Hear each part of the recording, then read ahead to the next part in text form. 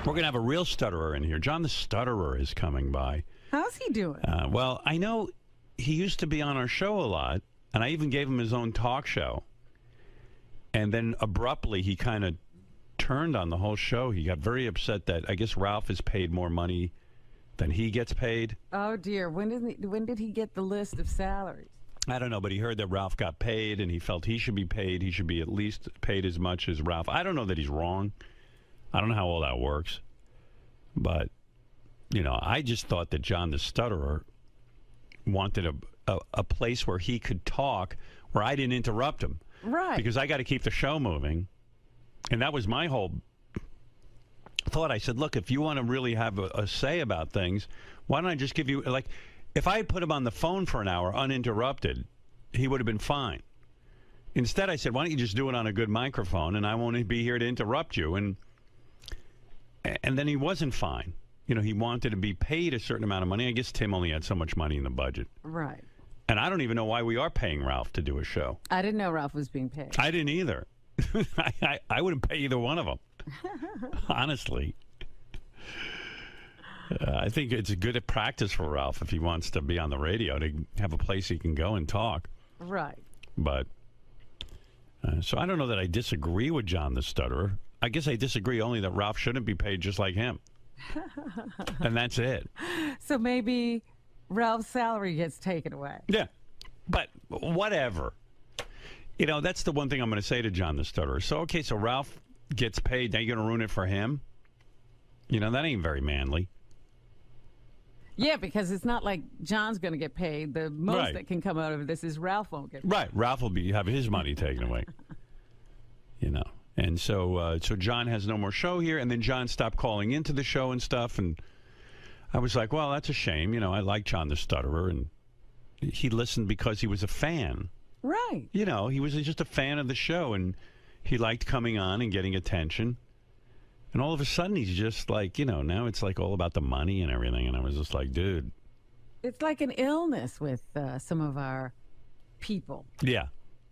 I kind of give him a show. It's like Riley. I gave him a show because why not? I thought it would be funny. And I never even thought we'd have to pay him a dime. I thought he'd be able to go somewhere. Yeah, I thought he'd appreciate it. When I select someone to give him a show, it's basically I'm letting you have the audience for an hour uninterrupted, where I don't interrupt you. And you can sell your dumb, you know, website and your trinkets and those little drawings he makes. And I thought, well, okay, he's getting something out of it and I'm getting something out of it. And that's the arrangement.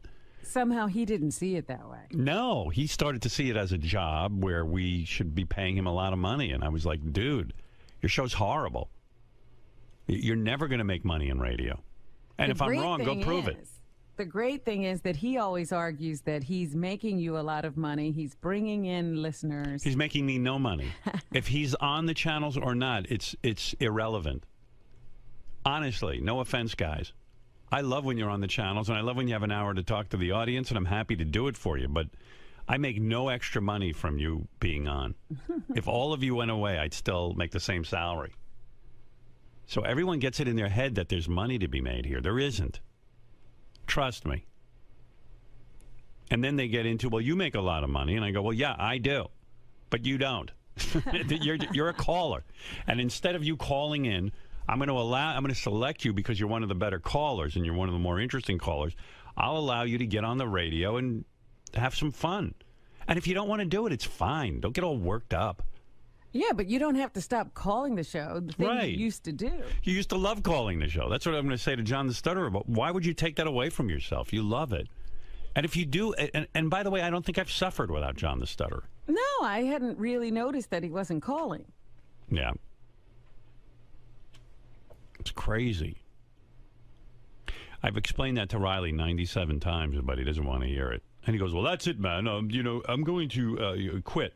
I go ahead. You're done. Well, I have a contract, certainly. I mean, you won't even pay a motherfucker for basic sustenance. And I'm like, well. You're keeping him on welfare wages. Yeah, I'm like, well, then quit doing the radio show and get yourself a real job. Because this ain't a job. This is you calling in from home. In fact, he does it on an ISDN line. He might as well say, he is calling in from home. What's he doing? Oh. And here's an opportunity. He used to come on for free on my show and try to sell his trinkets. Sure. So I said, here's an hour to go sell your trinkets. Have fun. Holy smokes. Yeah, every negotiation period, he's up in arms, he's striking, he's going to quit, he's going to take his show somewhere else. Somehow, though, he keeps winding up right back here. I know. All right. He's late, he's great, and he stutters. It's John the Stutterer. We're going to bring him in. John. Hi, how you doing? Welcome back, man. Well, thank you. I missed you, sir. Well, thank you. Same here. Good seeing you again, man. Well, thank you. Same here. Tell him. We'll keep going on and on with this charade, yeah? No, I genuinely am. Well, thank you. You're one of my favorites. Well, right thank this you. way. Okay. So what have you been up to? What's new? What brings you back today? Well, not much. What brings me back? Well, my initial, admittedly, my intention was completely out of self-interest. One day when I was out after I went for my normal checkup with my hot primary care physician, I met this guy, and he claimed that he could get me an appearance. So, to make a long story short, the appearance didn't come through as is usual in my life. Things don't transpire for the positive. So I figured that due to the fact that I promised Will that I would come on the show, I came anyway. So I'm here, I guess, in a one sense, to update people on why I'm here, and maybe I'll get to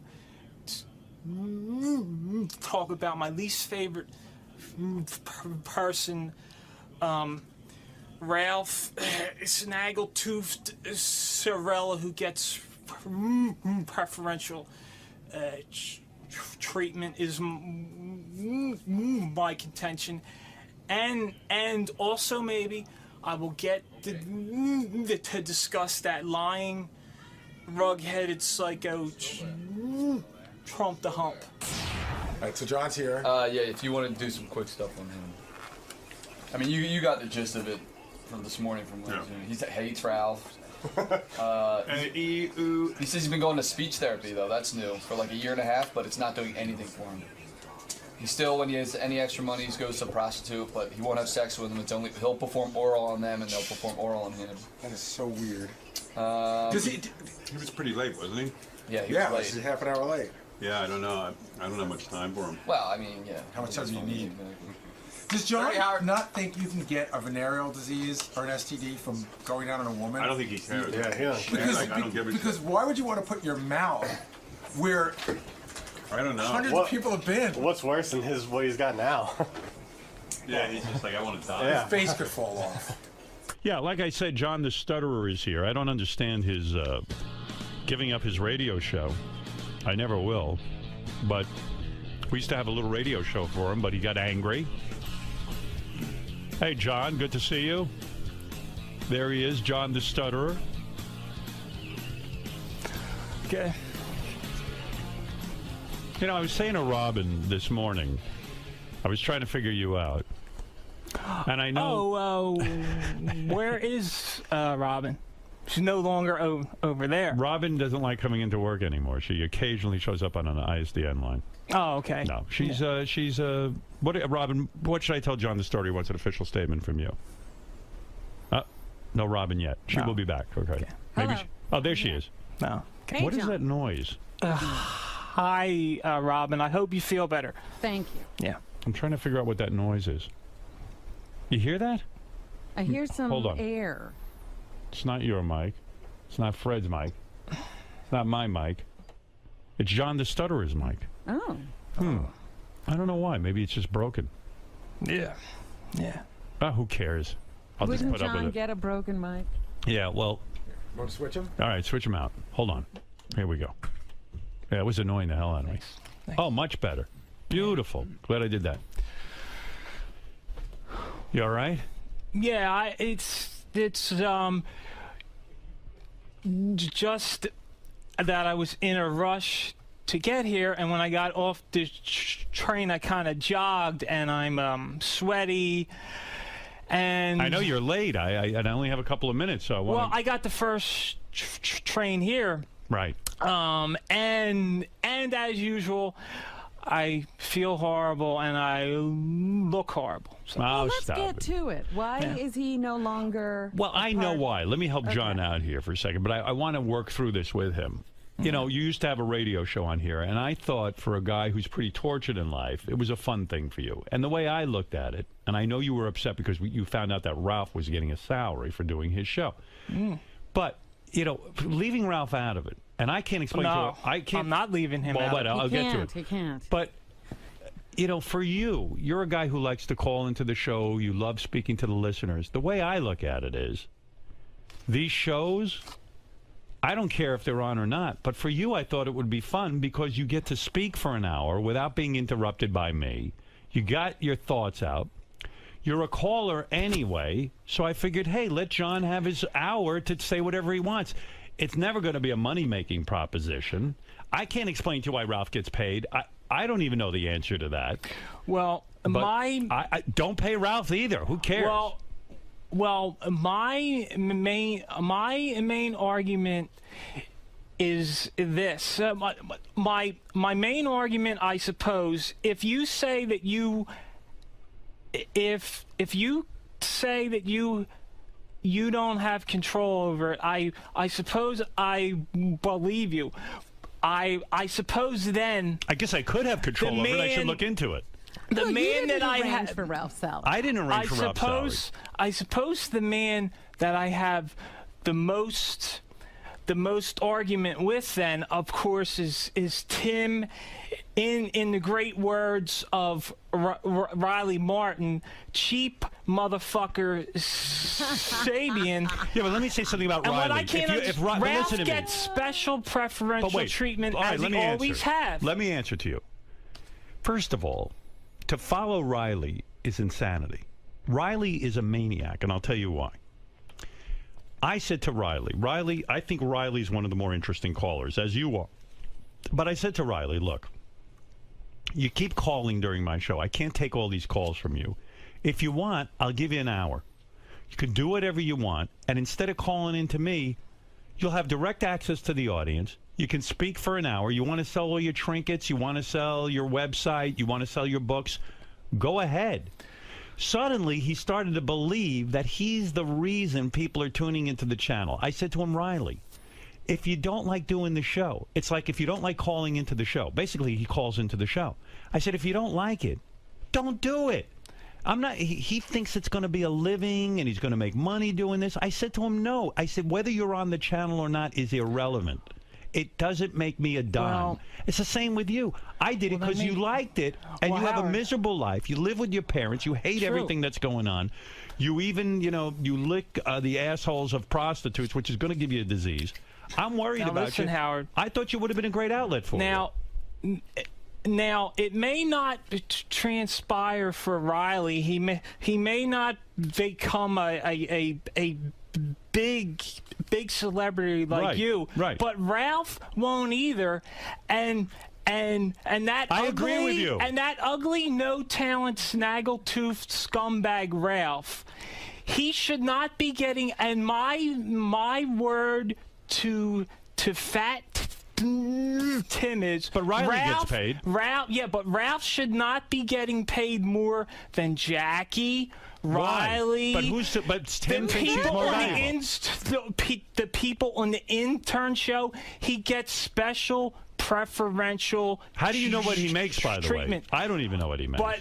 but I have heard that he gets paid more than everyone on 101 except for Well, should John Hine get more money than you guys? But John Hine is just one of the listeners I took and gave a show to. Because John Hine, why? Yeah, but why should John Hine get more? But Ralph and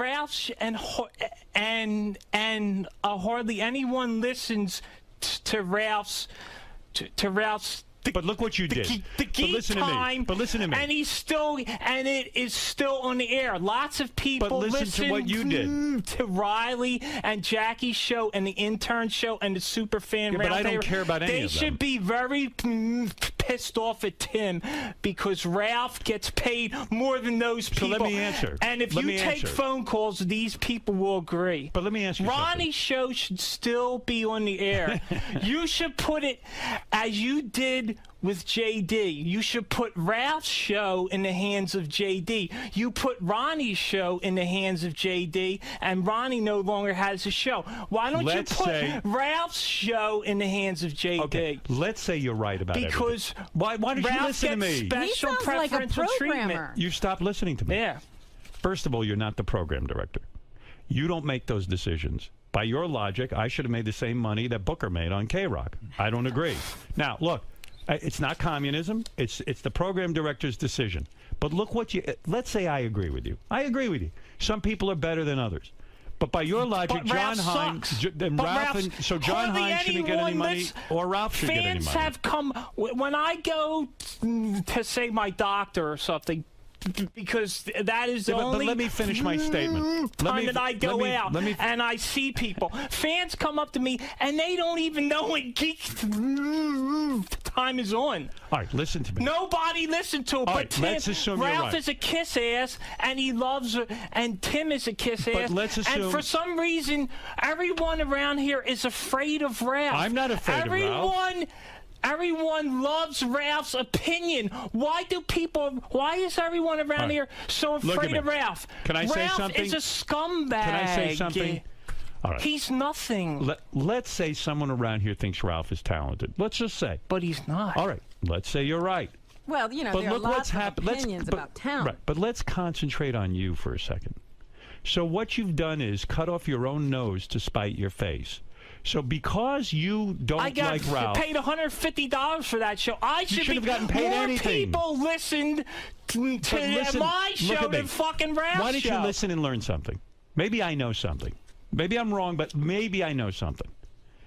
My point is, you should have received $0. You were a phone caller who and Ralph is too. He should get nothing. Forget Ralph for a second. You're obsessing Donald on Trump Ralph. is a fucking psycho, rug-headed Trump the hump. Where'd that He's a wacko. And you're afraid to say anything about Trump. I like Donald Trump, and I love his opinions. He's a nut. Whether he's a nut, I agree with Donald Trump on some things, and I disagree. He's a nut. And I'm not afraid of Donald Trump. He's a nut.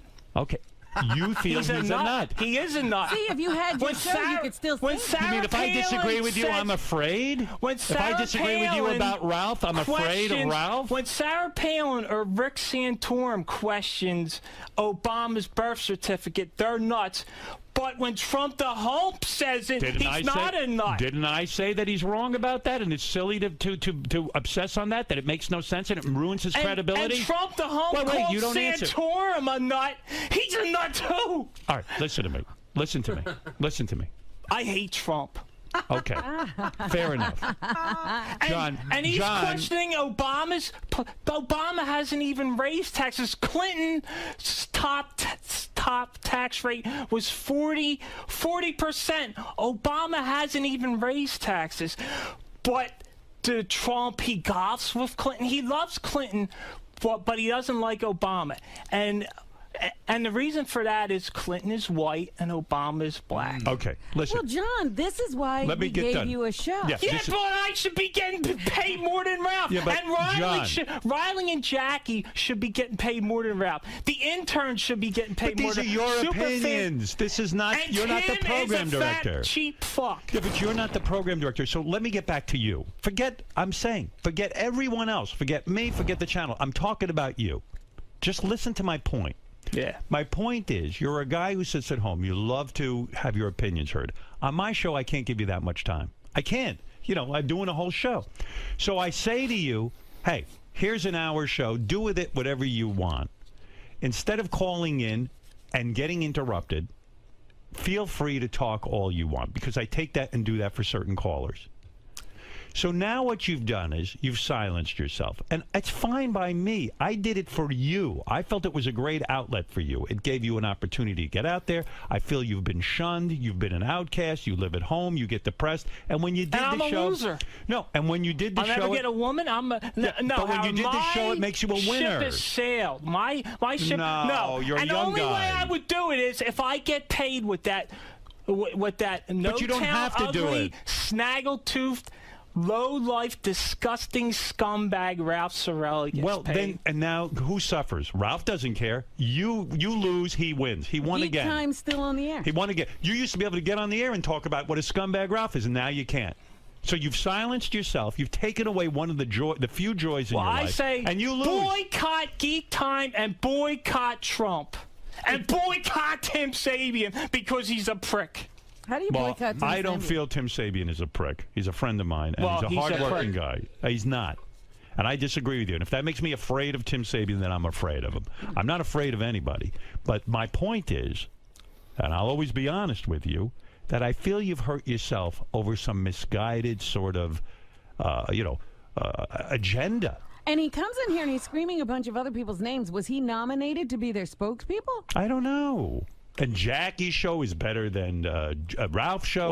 Well, I where know are you the way getting this? people feel about Ralph around here, but for some reason everyone is so afraid Why do to you say come out and afraid? say. Everyone seems to be so afraid of Ralph. Tim They tells think me. that Ralph's opinions are so great. Tim tells me. Well, that's the point. Tim thinks Ralph's onto something with his show. But nobody listens to it. You don't know that. Oh, yes, I do. How do you know because that? Do you people have the come up to me research? and they don't even know about the show. Tim has a way of knowing how many people are listening. He's done his own independent Yeah. research. But I don't even care. So let's say you win. I'll say to you, I'm going to take Ralph off the air. You're now off the air. I'll take Riley off the air. I'll take away these shows from you. Well, you want me to do took a that? Ronnie show off the air. I did. Ronnie's it was terrible. show should be. I no, didn't think it wasn't. was good. That's your opinion, but these are my channels. Get your own channels, and you can make the decisions. And I chose you because I thought you had something to say, and it would have been fun to give you an hour. But I don't need to have you on the air, Well, John. I don't want a show anyway. Right. You're happy I with just that. want to play in traffic Well, or jump in stop front of a train. Is that why you don't wear rubber when you're with these prostitutes? And I know you don't fuck them. No, you eat it's them not. out. No, that's not the reason. Because it's the only way I can Get off. to get a woman. You see, I can't get a woman without. I feel paying if for you it. had the show and you had something going on, maybe a woman would have been in your future. Maybe you go on Ronnie's block party.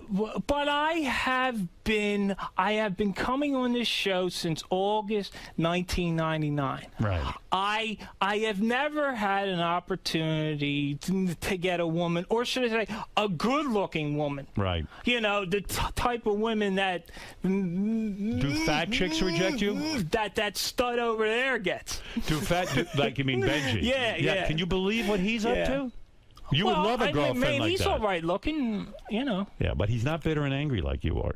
But That's the difference. he's persistent. But I don't come off that way. You do. Else. No, I don't. At clubs, I don't. No. You don't? No. The girls don't like him at first, John. See, Oh, yeah. when you get rejected, you walk away. That's true. Benji will hang in there till he grows on a woman. That girl was disgusted by him. She hated him. She thought he was ugly and gross like the rest of us do, and he worked his magic on her. Right, Benji? Yeah, but John, what you just said, I think, was a big mistake. You said at clubs, the girls don't respond to me like that. Yeah, clubs are the worst. Can you pick up a girl at a club? I can't. I can't talk at a club. Me neither.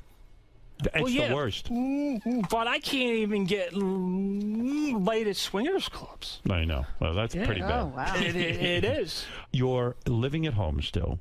Well, yeah. You're depressed. I was. I had been for 12 years. I had my own apartment in Rittenhouse Square. Right. Yeah, and but then my landlord raised my rent and I ruined that. yeah. Well, it just seemed if you could have got more money from the show, maybe you could live in Rittenhouse Square. Yeah. And one interesting side note, I also, as you may or not recall, one of the health problems I had was severe acid reflux, and last September I had surgery for that, and that's a lot better now. Oh, good. Yeah. Listen, I'm sad for you that you're so angry with Ralph that you've ruined your own radio show. I can be sad. What? He's a prick. Forget. I don't know why. You know what you're like? You're like a guy who has something good going on and then concentrates on what the other guy has, and you become consumed with it instead of saying, I'm happy with what I'm doing. You know, I'm enjoying doing the radio show. I now get an hour to express my views. It's something fun. It helps me to forget my miserable life. It even gives me contact with people. No, you're going to sit and concentrate on that Ralph. Yeah, but I don't spend a minute thinking about Ralph. But when somebody then ruin your own life. You're ruining. Ralph is not suffering from your boycott. Your show. You don't miss your show. You don't miss doing your show. You don't miss what it provided for your life. Because it induced so much anger in me that there were times at the end of the show I felt as though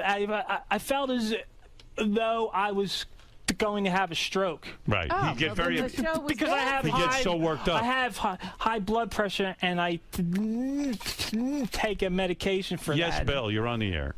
Hi, Howard. How are you? Hi. Hi. I just wanted to know, why does Stuttering John figure that everybody feels the same way that he does? He's being a narcissist. He's saying, oh, I know what everyone likes. I know what everyone thinks. Well, yeah, it seems like he's coming off as kind of ungrateful. Yeah, well, I listen, if I'm John, I'm thinking, what makes me happy? Forget Ralph, forget Riley, forget Jackie, forget Rush Limbaugh, forget what, you know. I think John the Storer should make more money than Rush Limbaugh. So what? Who cares? I'm not going to sit there. But when it comes right down to it, I don't even think he could physically do the show. Yeah, well, so he does get upset. About? But listen, I feel bad that you're not feeling well about yourself, about living with your mom, and all this stuff.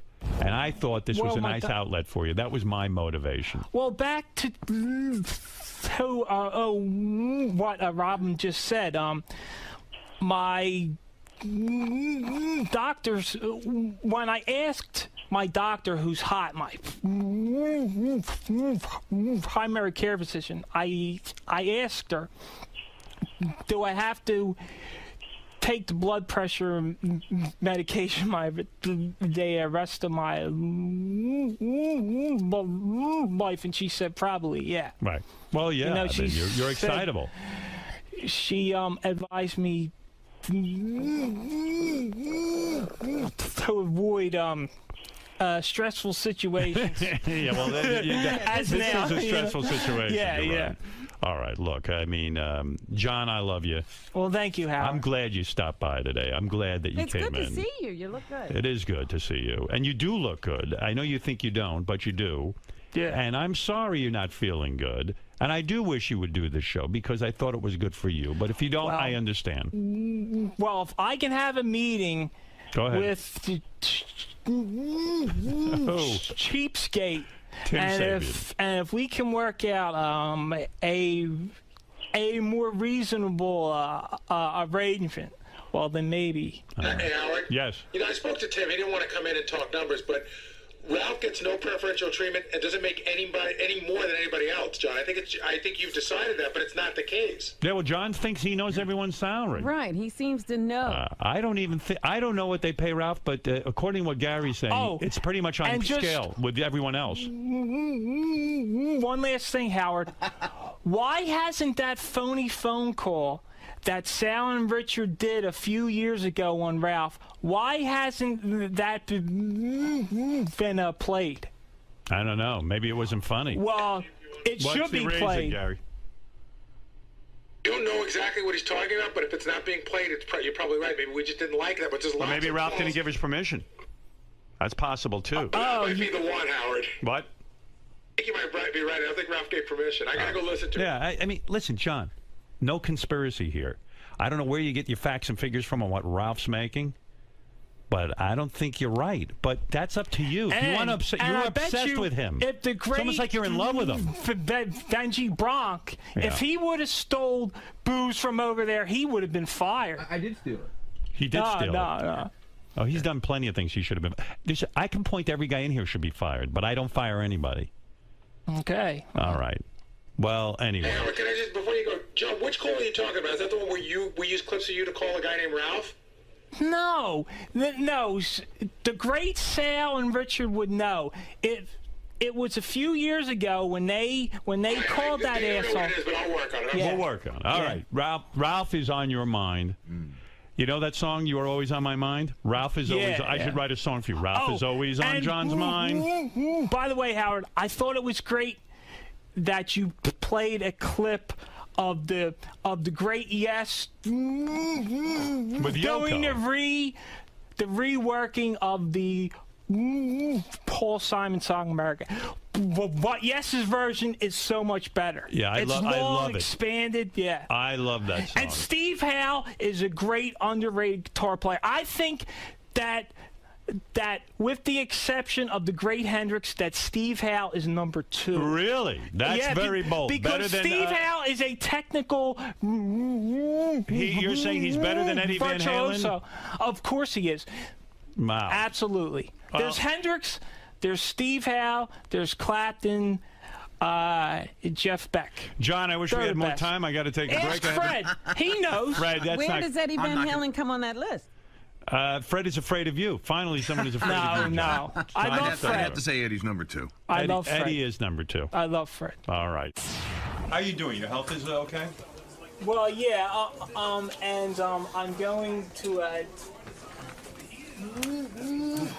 Temple University for speech therapy. Well, how's that working out? Not well. No change?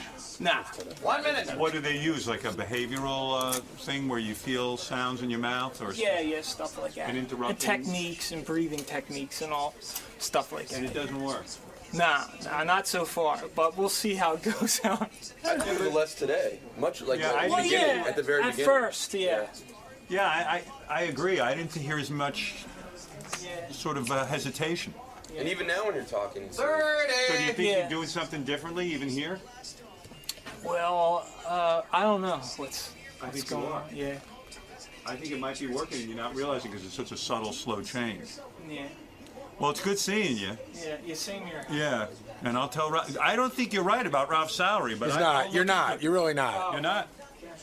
I don't think. I know. I happen to know that Tim doesn't have money to pay Ralph more than everybody else. Yeah. Okay. I don't think there's anything. Well, then But it is I'm funny, wrong. but I'm wrong then, maybe. But I just brought it up. I like that you think Ralph's a high-paid guy. That's really good. My man, John. Okay. Yeah. Are you going to heed Howard's advice? Did anything he said today hit home with you? Anything hit home with me? Well, I still don't necessarily believe him about that scumbag Ralph. Any advice? No. What about not concentrating on others, not comparing yourself to others, not getting yourself all worked up about things beyond your control? Well, well, in this case, I don't really think it's appropriate because I think that there is a genuine injustice here. And as I just alluded to or said, I do believe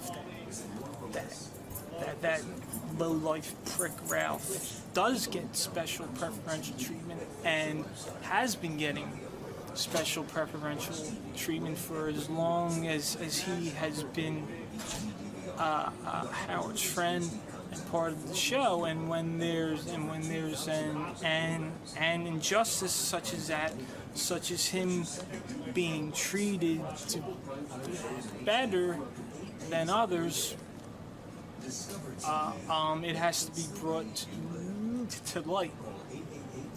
Will this continue to affect you as far as coming down to the show and you know, giving your appearances, and basically will this keep you from the show, this belief that Ralph is getting preferential treatment and you're getting screwed? Well, no, it won't keep me from coming on the Stern show itself, but I probably will no longer do the Straight Talk show unless it can be demonstrated unless I can get more than what I was getting from Tim, and it could also be demonstrated that in the case that I do get more, that what I would get in that case, that it would be equal to what that scumbag Ralph gets. You blew my mind, you know? Well, when no one listens to Ralph's show, and he gets special preferential treatment. I don't know what you're talking. How does he? He does. How? He does. He shouldn't be getting paid more. How do you know? How do you know what he gets paid? Because I have my sources. Really? Well, okay. I do. Wow. Well, then your Actually, sources. I do. Let your sources. Or should I say sources? Well, that's good. That's and good. The Ralph show sucks. And Riley should be getting paid more than Ralph. Jackie should be getting paid more than Ralph. The intern should be getting paid more than Ralph. You should go up to HR and see if you can pitch my job then. Yeah. You know, yeah. I would love that. Ralph's show sucks. That's good. All right.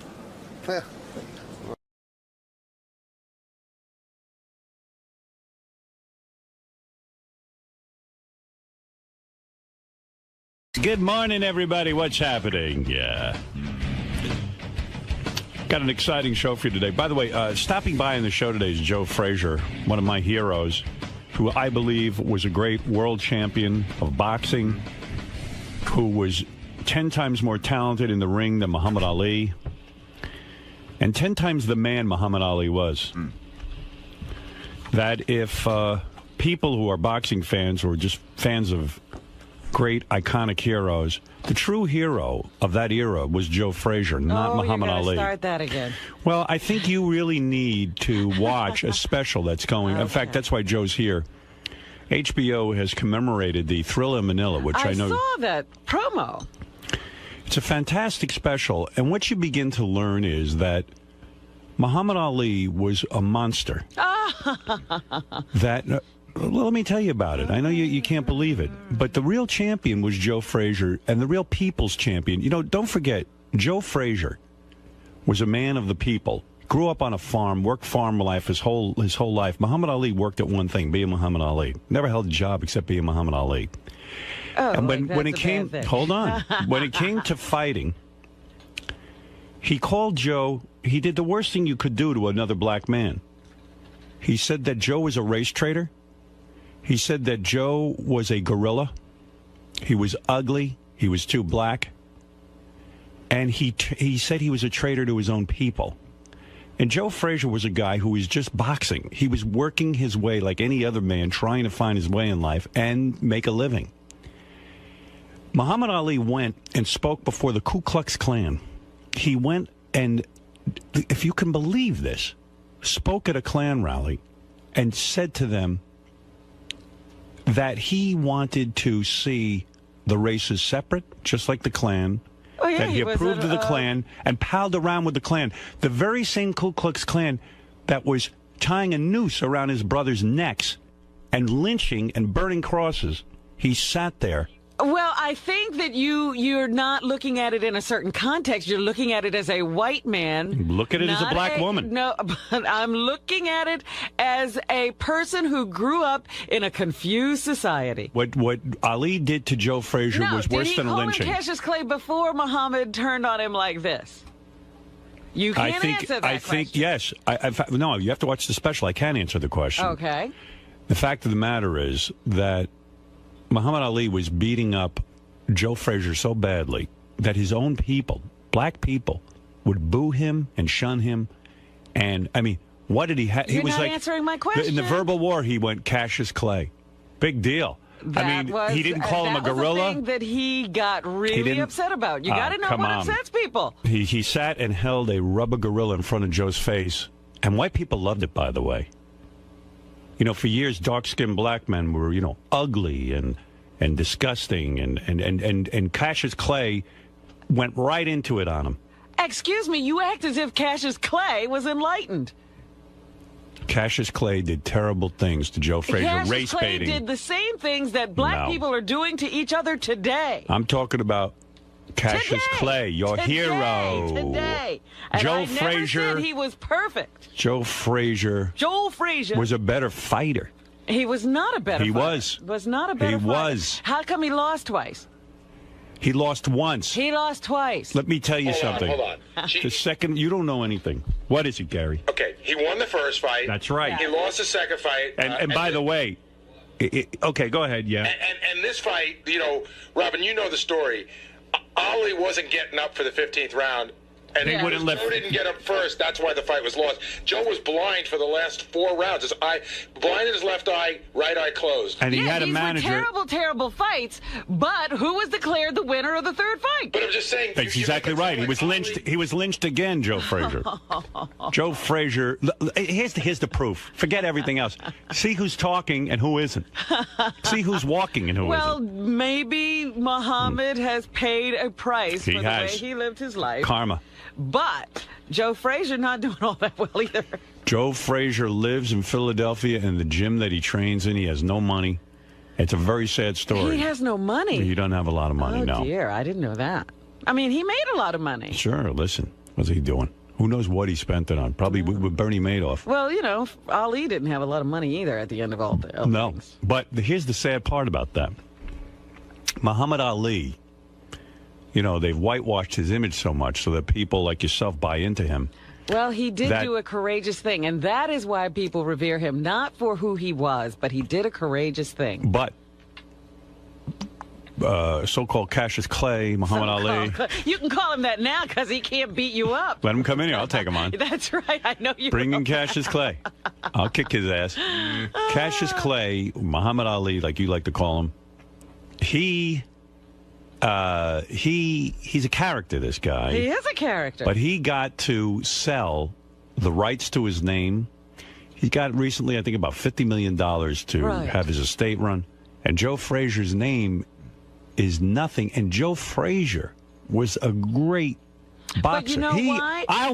I'll buy Joe Frazier memorabilia. But you know why? You don't buy memorabilia. Well, if I did, I would. You know why? Because Joe kept the fight going. He never embraced Ali. When all of that was, run over and hug him and get your face in the pictures with him. Hug him. He kept that fight going. Joe's the best. Joe said, "You don't call me those names, and I don't forgive." And I love Joe Frazier. And that's been great for him. I love Joe Frazier. I love Joe, too. No, you don't. You just don't know what it is to be black. Yeah, I do. I know No, better you than don't. you. You have no idea. You live the life of a white woman, a white princess. What? You live the life of a white princess. I'm a black princess. I'm blacker than you. Believe me, I've been the black man. You and this documentary, you are white people analyzing black people who were raised in a racist society and driven crazy. I'm a person. This demonizing feeling for Joe Frazier. You're a narcissist at a 34. Of a simple man is ridiculous. I'm like, who are these? It's white people who did this documentary. You have a 34 rating It's as a white narcissist. Man who did this. I'm like, listen I'm a to people this person. music. Listen to what they're doing. Yeah. They say nothing about the context of being raised in this racist society. Say what you want. I was raised in a racist society. And I didn't you have use your race. problems, and look at what you're doing now. No. You're analyzing people who you can't understand. Joe Frazier is a true champ, and he will be here today. And by the way, as a woman, Muhammad Ali will not be here. He, by the way, doesn't have anything to say. He's in La La Land. Isn't Daniel Carver a simple man? He's simple. I wait, hold it. You expect me to think Daniel Carver has a rational thought about So something? you forgive Daniel Carver? Right. I do forgive Daniel Carver because he's out of his mind. I don't pay attention to Daniel Carver, and Daniel Carver has nothing to do with how I feel about myself. But would you say then that goes to all people in the KKK? Yes, they're dumb and under some delusion that I have some responsibility for how their lives are. So Ali is dumb too. Absolutely, he's dumb. That's right. And Joe Frazier is the people's champion. Read what I say in my book. It's not that Ali was a great man. It was that Ali was someone we could relate to. We couldn't relate to Martin Luther King. We could relate to Ali because he wasn't perfect. So you don't... But he was brave. You're not angry with those guys who lynched people, are you? No, they're just dumb. Oh, here we go. All right, here there we you go. I'm angry at the entire society and the entire country. You know, when somebody, you got the wrong hero. When somebody raises their hand and says they've not always been proud of America, white people scream, "Whoa, you're not a patriot." Now you're using it the opposite way. Joe Frazier is the people's champion. Just remember that. And rewrite your book and put Joe Frazier. Brainwash me, hunky. Joe Frazier, the man. And don't you even talk to Joe when he's here. I won't talk to Joe when he's here.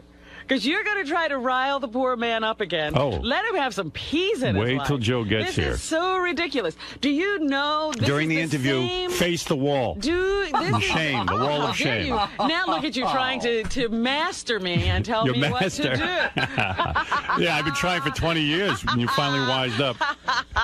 You won't listen. Whatever. Anyway, so Joe will be here. And we love having him in. And stop trying to demonize Muhammad Ali. Oh, I'm not demonizing him. I'm demonizing you. His life, and he's suffering for whatever those crimes are that he did commit. Thank you. Well, now you're talking. He doesn't need you to be his judge. And you should feel... I judge him. You should feel inadequate to judge anyone during this era. No, I'm totally adequate. These were people, we were all fighting for our freedom at that time. By the way, Robin wants you to know Hitler was just a simple artist with a dream. No, Hitler was a maniac who come on, he's your hero. Who got control of another bunch of maniacs, and they all followed it. So do you ever get upset at anyone's behavior or no? Surely I get upset at the actual behavior, but you can't expect crazy people to have rational thoughts. Your hero, Muhammad Ali, was a crazy person. Is the wrong hero. Driven crazy by the society he was grown up. The wrong hero. You need to worship Joe Frazier. Because for Joe to be subject to someone else calling him a gorilla is ridiculous. It shows a lack of character.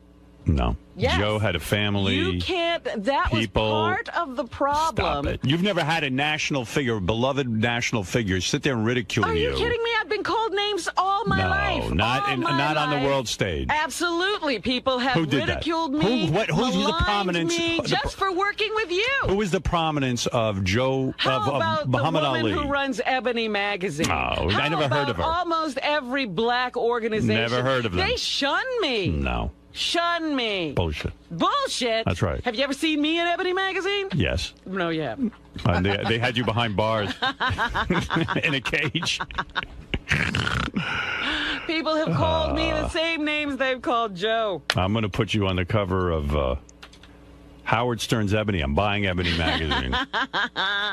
Look, you'll see the real hero come through those doors today. I love Joe, but you can't carry on like this. It's ridiculous. You will see the real hero. It's ridiculous. Right, Fred? Unfortunately. Who do you side with, Fred? I think you're being overly simplistic of your evaluation. You're talking about they're about 3 years away from being lynched in the South. I think it was a black guy trying to wrest any sort of control for himself in the world. I want you to apologize to Joe Frazier today. But I do like Joe. To Joe. And I think it was gamesmanship on Ali's part. Absolutely. And Joe fell into the syndrome, just like George Foreman. Well, we all can't be as strong as you. And by the way, what is it, Gary? You know, there's one interesting part that you're leaving out of this. This ridiculous documentary. No, just as far as the relationship, and this is a true thing, Robin. You know, when Ali couldn't get a fight because he was out, you know, Joe Frazier went to the Pennsylvania Commission. I know all of this. Right, and they were in the back of a car, and Ali had no money. Yes. And Joe Frazier handed over I know. So if you're doing that, how could you turn around and do that to Frazier? It's simple. It's not that They simple. were raised in a society that was crazy. excuses. You have no idea what It's a horrible racism man. is. You have no idea what it does to people. None. All I can What do tell you you think is South Africa was all about? All those black people dominated by a few white people. You know why? Do you know why? You're going to tell let's me. learn. Because the tribes hated each other. So they couldn't unite to oust their black captors. Okay, but if Ali hated Frazier, why did he take his money? Why was he his friend? He was in a survival mode, obviously, all of his life. Excuses. See, the thing is, I don't think Ali ever hated Frazier. He was just using him. And unfortunately, And Frazier took the bait every goddamn time. That's right. No. Joe was very Absolutely. naive. So Joe's naive, but he isn't. But he didn't He's make not a fun of a bad man's man. race. No, he he's didn't. He's a good man, and he's the people's hero. I think the pain that Joe felt a real was being black man. tricked by Ali every friggin' time. Well, at Joe and his every family. time Muhammad was the devil. And part of that is the relationship between light-skinned black people and dark-skinned black people. I've made a decision. Not only are you going to face the wall during Joe's visit, but Fred is. gonna face He's the going to wall. stare at you. I said I love Joe. No. Are you kidding? You're out. See, you can't do both. I mean, Ali- Howard wants you to choose. Choose, man. Ali even cheated the Foreman out of his championship. Absolutely. You ever see? There's a thing ESPN had on about don't blame George Foreman for losing to Ali, because Ali went there and he did some pretty amazing He did gamesmanship stuff absolutely to the same Frazier. thing. He would want to Same win at any cost. I am with the dark-skinned black man.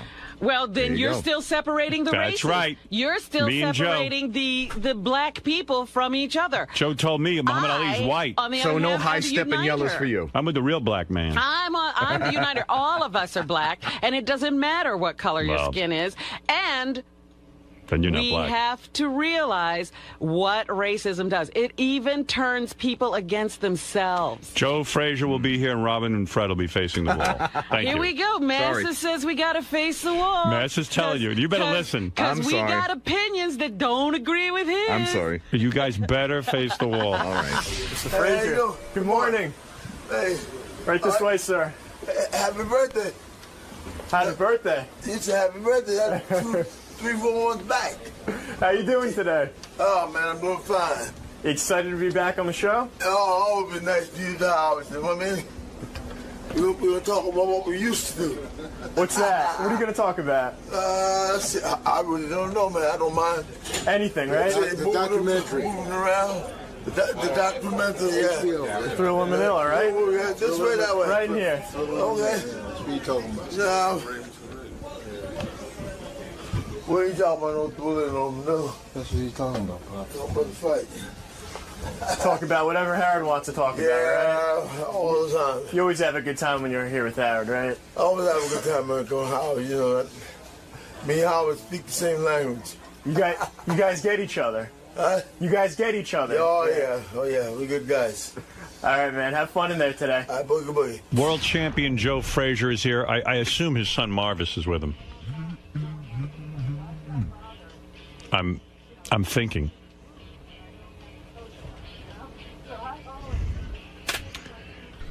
Joe is this man walking through the door this is the greatest boxer of all time. I don't care what anyone says. He's the guy left standing, not Ali or so-called Cassius Clay. This is the real champion, the world champion, the true champion, the true boxing champion of the world. And now, finally, there's proof. Hello, darling. Hello, lady. How are you? I'm just fine. How are you? Joe, that third fight, Thank you. Forget how we look. You look good. Okay. And your son looks good. The Lord been good to all of us. How are you, my friend? Oh, man, I'm doing fine since I see you. Let me tell you something. Yeah. You are a great man. History is now finally recognizing that you were the true champion of the people. You are the true black man. That's right. And you are the true Here you go, lover. separating the races Yep, again. that's right. That's what Muhammad Ali did to my man. And so you're going to perpetuate the problem. Muhammad Ali is a worse racist than a Ku Klux Klansman. Oh, you're ridiculous, because Muhammad Ali couldn't enslave people. He's what? A black Ku Klux Klan. He's a black Ku Klux Klan. Do you know? All I he don't know. could do was call names. In your new, I want to talk to you for a second. Good. In your new special, this HBO Did you documentary. make this special? Right. You must. Thriller in Manila. Okay. All right. First of all, I learned a few things. this Cassius Clay. Yeah. Oh, I wish he could beat you up. He can't. I could kick his ass. No. I'll fight him right now. All you do is mention my name. Don't worry about it. Cassius Clay went and spoke before the Ku Klux Klan and said that the people should be separated. Yeah. And I can't imagine psychologically what it did to you back in those days when Cassius Clay would sit there and hold up a gorilla and put it in your face and say you should be in a zoo in a cage. That's the worst racial thing you could say to any man. Any man. Let me ask you something, Joe. Let him answer, please. I act like one when the bell rang, you know what I'm saying? You kicked his ass. Let me ask you something. I want to bite him on his neck. Joe. You know what I mean? Joe. Robin, please. Did any other black person ever say something to you about the color of your skin? About me? Yeah. I didn't have no problem with that. Come on, tell the truth. My grandmother was Irish. Tell the truth. Your grandmother was Irish. The truth. Hold on, Joe. Let me take it. Let me take you and through a blonde too. Let me take you through this. I am here to celebrate the new special that's coming out on HBO. I've seen it already, and Robin hasn't. So I'm gonna say this. You like it? Do I like it? Yeah. It vindicates me. Yeah. I've been saying all along, all these years, the true champion of those fights was Joe Frazier. One not champ, Muhammad another, Ali. man. That's right. And this finally proves it. You know what, Joe? Muhammad Ali never did this show. And it's right, because he can't. Yeah, you know why? Because Joe pummeled the shit out of him. He could have done this show at one No. Lady, he had like 3 or 4 movies out. Joe, I'm worried about you. I saw in the documentary you were living in your gym. Yeah. You're down on your luck money-wise. That's what it kind of says. And now I heard you lost the gym. I don't. No, I haven't lost no gym. You got the gym? The gym is still there. I just want to sell it. I'm not losing it. Where are you living then? Here and there. Where? Here and there. Here and there. You made millions. He made millions. He's in a high rise. In a high rise? Yeah, he's doing So you're well. doing okay? Yeah, he's Sure, all right. I'm fine. You're fine. But the guys over the time, what they have done, I gave them a way of life. Yes. And you know what they done? They throw it back in my face and walk away. Yep. They went to Butch Lewis. They went to Don King. They went to Bob Arum. They came to the Great Garden and left me holding the bag. Yes. So Marvis and Jacqueline, which is my kids, they don't in it anymore. Well, hey, let it go. You know what I mean? It's a whole lot of nice places that they can make out of it. The Irishman team comes over. You know what I mean? That's a gym, a hotel, a ballroom, or a kitchen, all in the one is there. Marvis, Robin doesn't understand this. She doesn't live the life that we have. Oh, my God. Explain to Robin. I want you to explain to my audience what it was like for you as a young boy growing up, and Muhammad Ali is busy calling your father a gorilla and making racial remarks about him and saying he's an Uncle Tom. What was it like for you? Well, growing up, being Joe Frazier's son had that one or two sides. You know, everybody and their sister would beat you up all the time because you were Joe. Because you were the enemy. But he was the hero. Yeah, he was the hero. Well, a lot of people when I was younger would say that, well, yeah, your dad's the Uncle Tom, and my dad not an Uncle Tom. Of course not. Uncle Tom, this man bowed before no man. Right. You know who the Uncle Tom was? Yeah. Light, bright, and almost white. Again, we're Right. doing it all over again. I see we've learned nothing. Let me We've tell learned you. nothing. What you mean we haven't learned nothing? We're learning plenty. What's it, Robin? Muhammad Ali said, and I learned this all in the documentary, I hate Joe Frazier worse than the white man. Yeah, he's lighter than I am. Yeah. He's light, bright, almost and white. When he spoke at a Klan rally, and they said to him, don't worry, champ, we're not going to lynch you. Yeah. You know how many black men were lynched by the Ku Klux Klan, and Muhammad Ali's palling around with them? That's right. I don't think he was palling around. Sure he was. He went and spoke. Why? I don't think they had dinner together. He was just white as them. That's what he was. It's true. You're so right. You're so right. Now the truth comes out, doesn't it? Yes, After there you all go. these years. All on the table. All on the table. Finally, I knew I was right. Man, like the Lord been good to me. Yeah, damn and right. The Lord been good to all of us. You know what I mean? You look good. You worked the farms and the fields. Yes, I did. You know what it is to be a black Yeah. man in America. I'm in the back of that mule 24/7. Yep. Yeah. You know Get who up, was with mule. him? You know who knows mules? Oh. Did Muhammad Ali ever work a day in his life beside being boxer? No. Who worked? You. Me. You. Oh, yeah, this is ridiculous. Right in the field. Matter of fact, I used to drive the tractor and load it all at the same time. You lost your toes working a lawnmower. That was a lawnmower. I said, Robin ought to kiss you. That was a lawnmower, I said, a riding mower. You know what, Joe? I said to Robin before you came in, you ought to kiss that man's toes, and I remember you didn't have it. Yeah. Robin, when you want to go out? When you want to go out with What? Joe? When you want to go out with me? We're going out? If you want to. When are you in town? Huh? When are you in town? I'm in town now. I'm leaving. She's leaving town. Do you have a I am going right out of town today after work. She looks good, doesn't she? She looks great. Yeah. She looks good, you know what I mean? Doesn't she look good? That's a whole new hairdo, too. Different I wouldn't need the pillow. You wouldn't? Talking about her breast. You wouldn't need it. You mean you put your head on those two pillows? No, I had to put the pillow over her head. Oh. You wouldn't even need the pillow. You're all right, Rob. Sometimes when you're not with a good-looking woman, sometimes you put a pillow over their head so you don't have to look at their face. There you go. And with Robin, no pillow. No pillow for She got a pretty face. Thank you. I guess that's a compliment. You know what? Robin, you're a small piece of leather well put together. Oh, why, thank you. There you go. Marvin's a chip over there. He has a bum like Kurt Angle. You always knew how to charm the ladies. He's a minister, you know what I mean? That's why he's trying to throw some good stuff there. You know, you talk about pussy. Yeah. Let's get you serious. Take it Not easy. you, You're in but the listen. presence of a minister. All right, but listen. You know when you talk pussy? This I learned in this special of yours. Ali, or whatever his name is, Clay, he took the fight because the so-called Muslim was cheating on his wife. For all the more women. He took his girlfriend to the Thrill of Manila. He was away from his wife. The wife showed up at the plane same time. His wife showed up. She almost beat the shit out of the woman he was with. Right. And here's a man, proud black man. He's cheating on his black wife. Walking with supposed to be the Bible man. Right, Bible man. There you go, Bible man. Bible man. And he got 3-4 wives. Yeah. Ready to kill each other. Are you saying boxing has hypocrites in it? What you're saying is Ali went to Manila to get away from his wife so he could have an affair with his girlfriend. That's that was one too. Yeah. The fight was incidental. Yeah, the fight was all about. I hate to say a word like this in front of a minister, but pussy. I said. Am I right? I said at the hotel. He went in the kingdom with President Marcos. Yeah. I don't know what they done together. Okay. I'm gonna leave it alone. What right. are you implying? Are you Joe? saying Ali had a sexual affair with the president of the Philippines, Ferdinand Marcos? Wow. I ain't saying a thing. You know what I'm saying? Let me tell you something. You are no Uncle Tom. You bow before no man. Yeah. No. You have respect for women.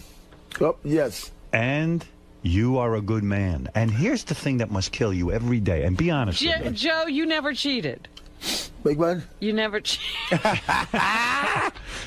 Never cheated on Marvis's mother. You never cheated. No. No, he was a good man. I did a little dip in there. Okay, thank you. Dip in there, you know what I mean?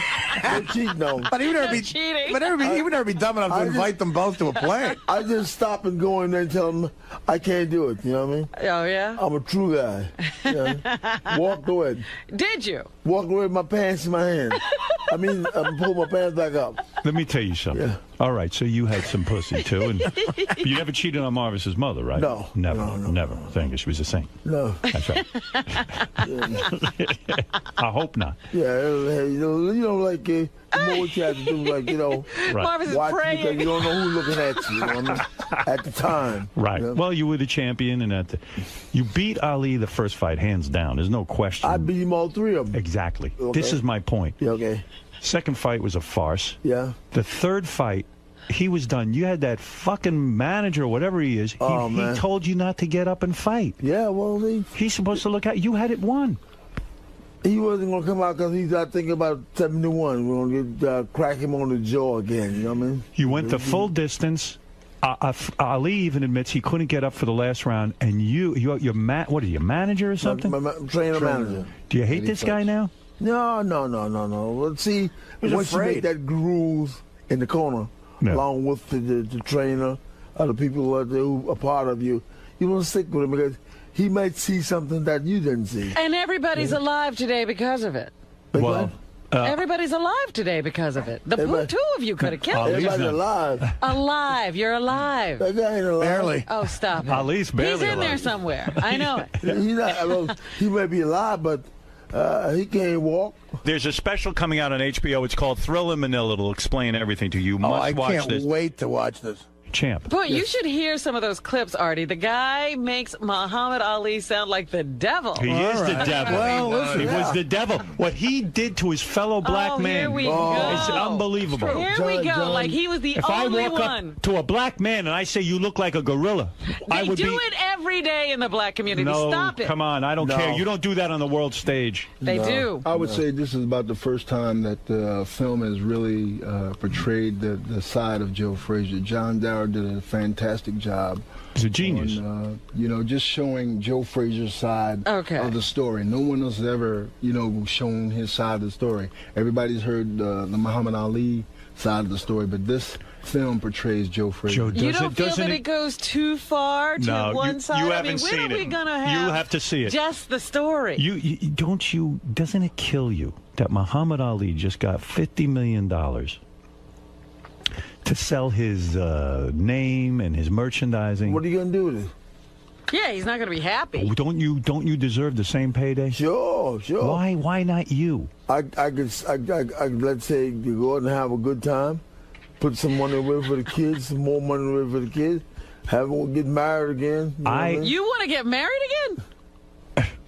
I'm waiting on you, Rob. I have pictures of you hanging on my wall, not Muhammad Ali. He doesn't have any pictures. I got pictures of you fighting, Okay, all right, not Muhammad Ali. I'm the one with the pictures, and it's always both of you. I got a couple pictures of him falling down on the wall. In front of the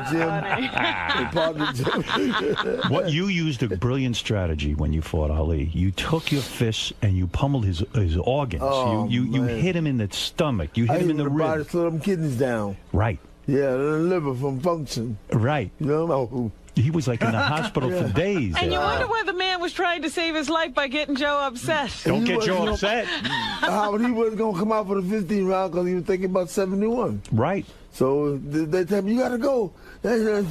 No, Joe not coming back out there. I said, hey, let me go out there. He said, no. It's No. unbelievable. I mean, you're unbelievable. You fought, and I don't know if people understand this. In the third fight, Joe had it wrapped up. He had won. Every judge said Joe Frazier He was is winning on the cards? He was winning on the cards. He's got this manager type. Who knows who he is? He says to Joe, don't go out. It's Wait, it. wait, why would the manager want to hurt Joe? I mean, He was being protective because Right. Joe was beaten up too a little bit. Yes. A little bit. Little bit. A little bit. His eye was closed I a little think they bit. both went to the hospital, right? They did. But guess who came out? But Eddie Hutch threw in the towel for Joe. And if he hadn't, Ali never, history would have been changed. Robin, you still married?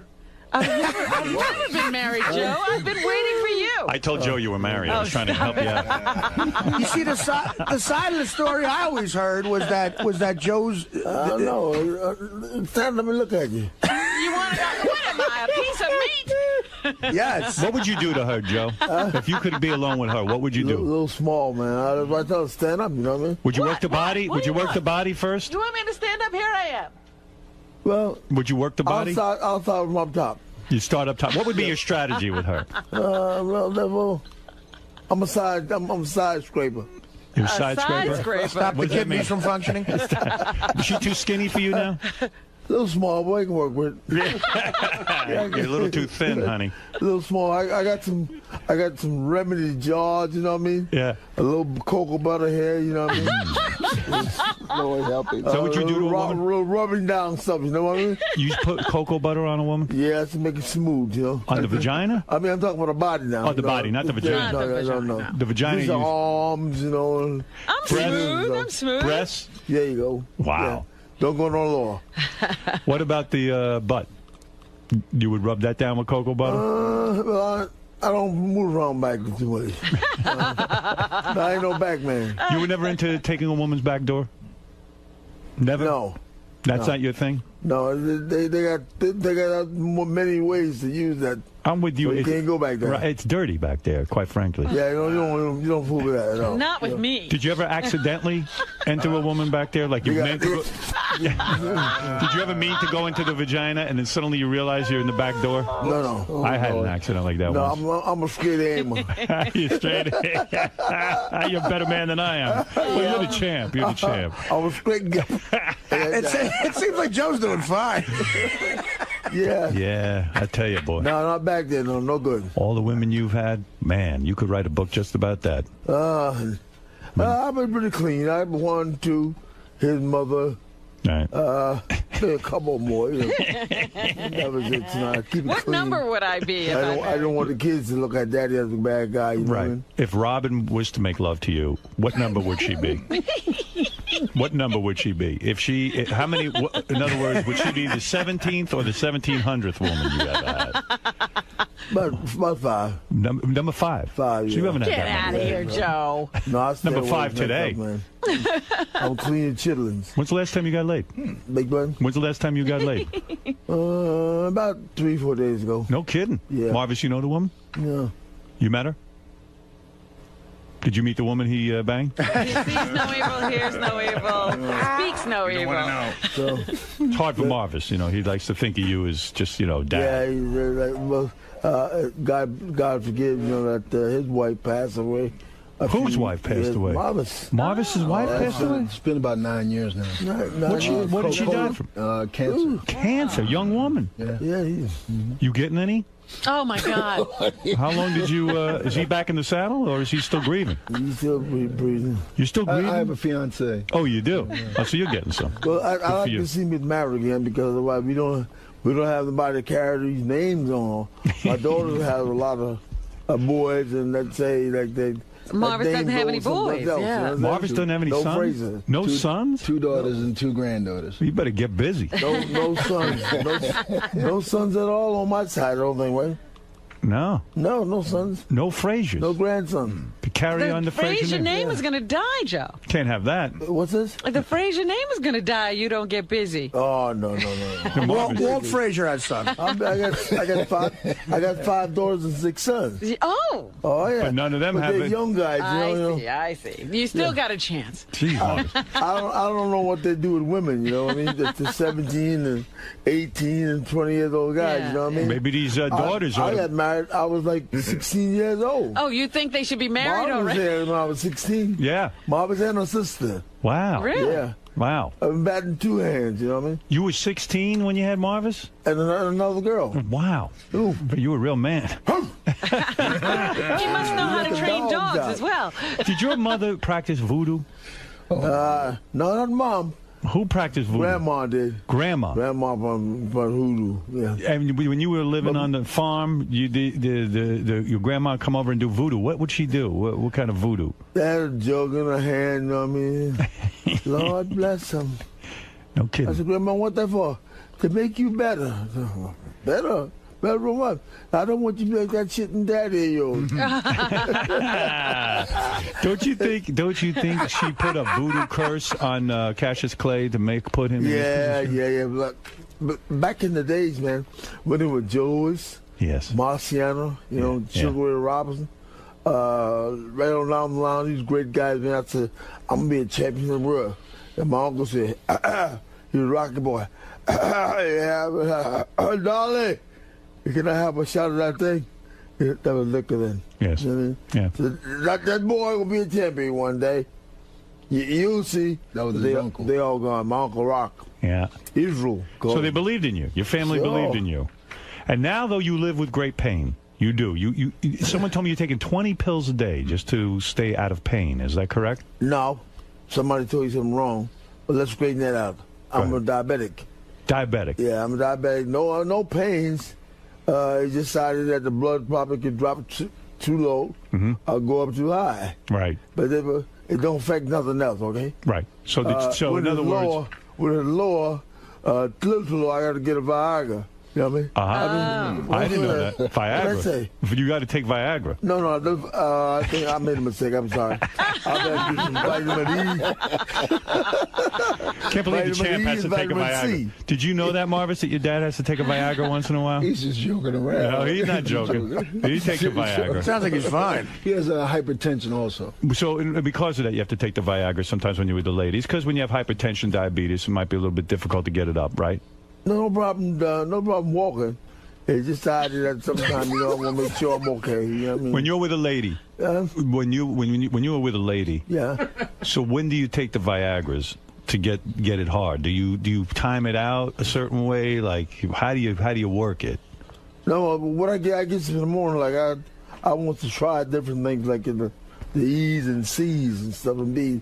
So I probably just drop something in there, you know, to help the E's and the B's and the C's out. You know what I mean? Hey, Marvis, he takes Viagra. Yeah. I hate to break it to you. Marvis, he's got to take a little Viagra. The man is not a young man. He takes a Viagra. Smoking Joe Frazier. Yes. He's not going to discuss it with you. He discusses it with me. You see, you don't have these kind of discussions with your father. I do. He can teach you a lot about Viagra. I can't talk to him that way. You know, he's a minister. Right. I'll tell him every now and then. But Marvis is no fun anymore.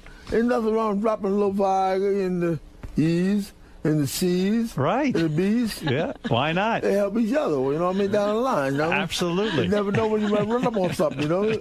Marvis gets embarrassed by this kind of sex talk. He's going the godly way. I see what you're doing. But, you know, this is natural. This is natural. We talk about a man's ability to have sex with a woman. These are all jokes. He's a jokes. We're just joking. He's a minister. Here. Yeah, he's a priest. He's not that much fun anymore now. You don't want to discuss that stuff, you know what I'm saying? He used to be a lot more fun, didn't he? Yeah, he's still fun. Yeah. He's still fun. Yeah. Let him go and do what he got to do for what he has to do, you know, for the church and stuff like that. Right. You know? Does Joe go to your church? I'll try to stop him before they get there. Yeah, Does he go to the church? No. He's been there once. Oh, my God. Yeah. Well, he's always on the road. You know, on the road, he's busy with the Viagra. He got no time for church. On the road. Joe, does it make it as hard as like when you were a teenager? Oh, my goodness. Does it make it as hard as like when you were a teenage boy? Yeah, it almost as hard as this cane here. Really? How long does it last? Yeah. When you take a Viagra, like, and then you're doing a girl, Yeah. does it after you finish, is it still hard or does it get soft? No, I'll be able to watch it off. Yeah? Yeah, you don't ban on me. Yeah. I'll be able to watch it out, you know. You're able to do it two or three times to the lady? I'll be looking for more. Wow. Yeah. No kidding. Yeah. So you can do it over and over and over. Over and over and over. Good Lord. I think with the E's and the C's and the V. The V. Never mind the E and the C. You need the V. I'm not an athlete anymore, so therefore I can do these things now. You know what I mean? You got a young girlfriend? Well, how old is she? We'll talk about that later. Yeah? Yeah. How old are these girls you're with? Big button? How old are the girls you're with? Are they in their 20s? No. What are you, 30? 45. 45, that's the age you go with. 50. Yeah, so they still have needs. They still I ain't want it. going over my age, okay? And what do? They're like, oh, champ. Every minute with the champ, is that it? Don't call nobody's name because it might get in trouble. Right. You don't give anybody's name.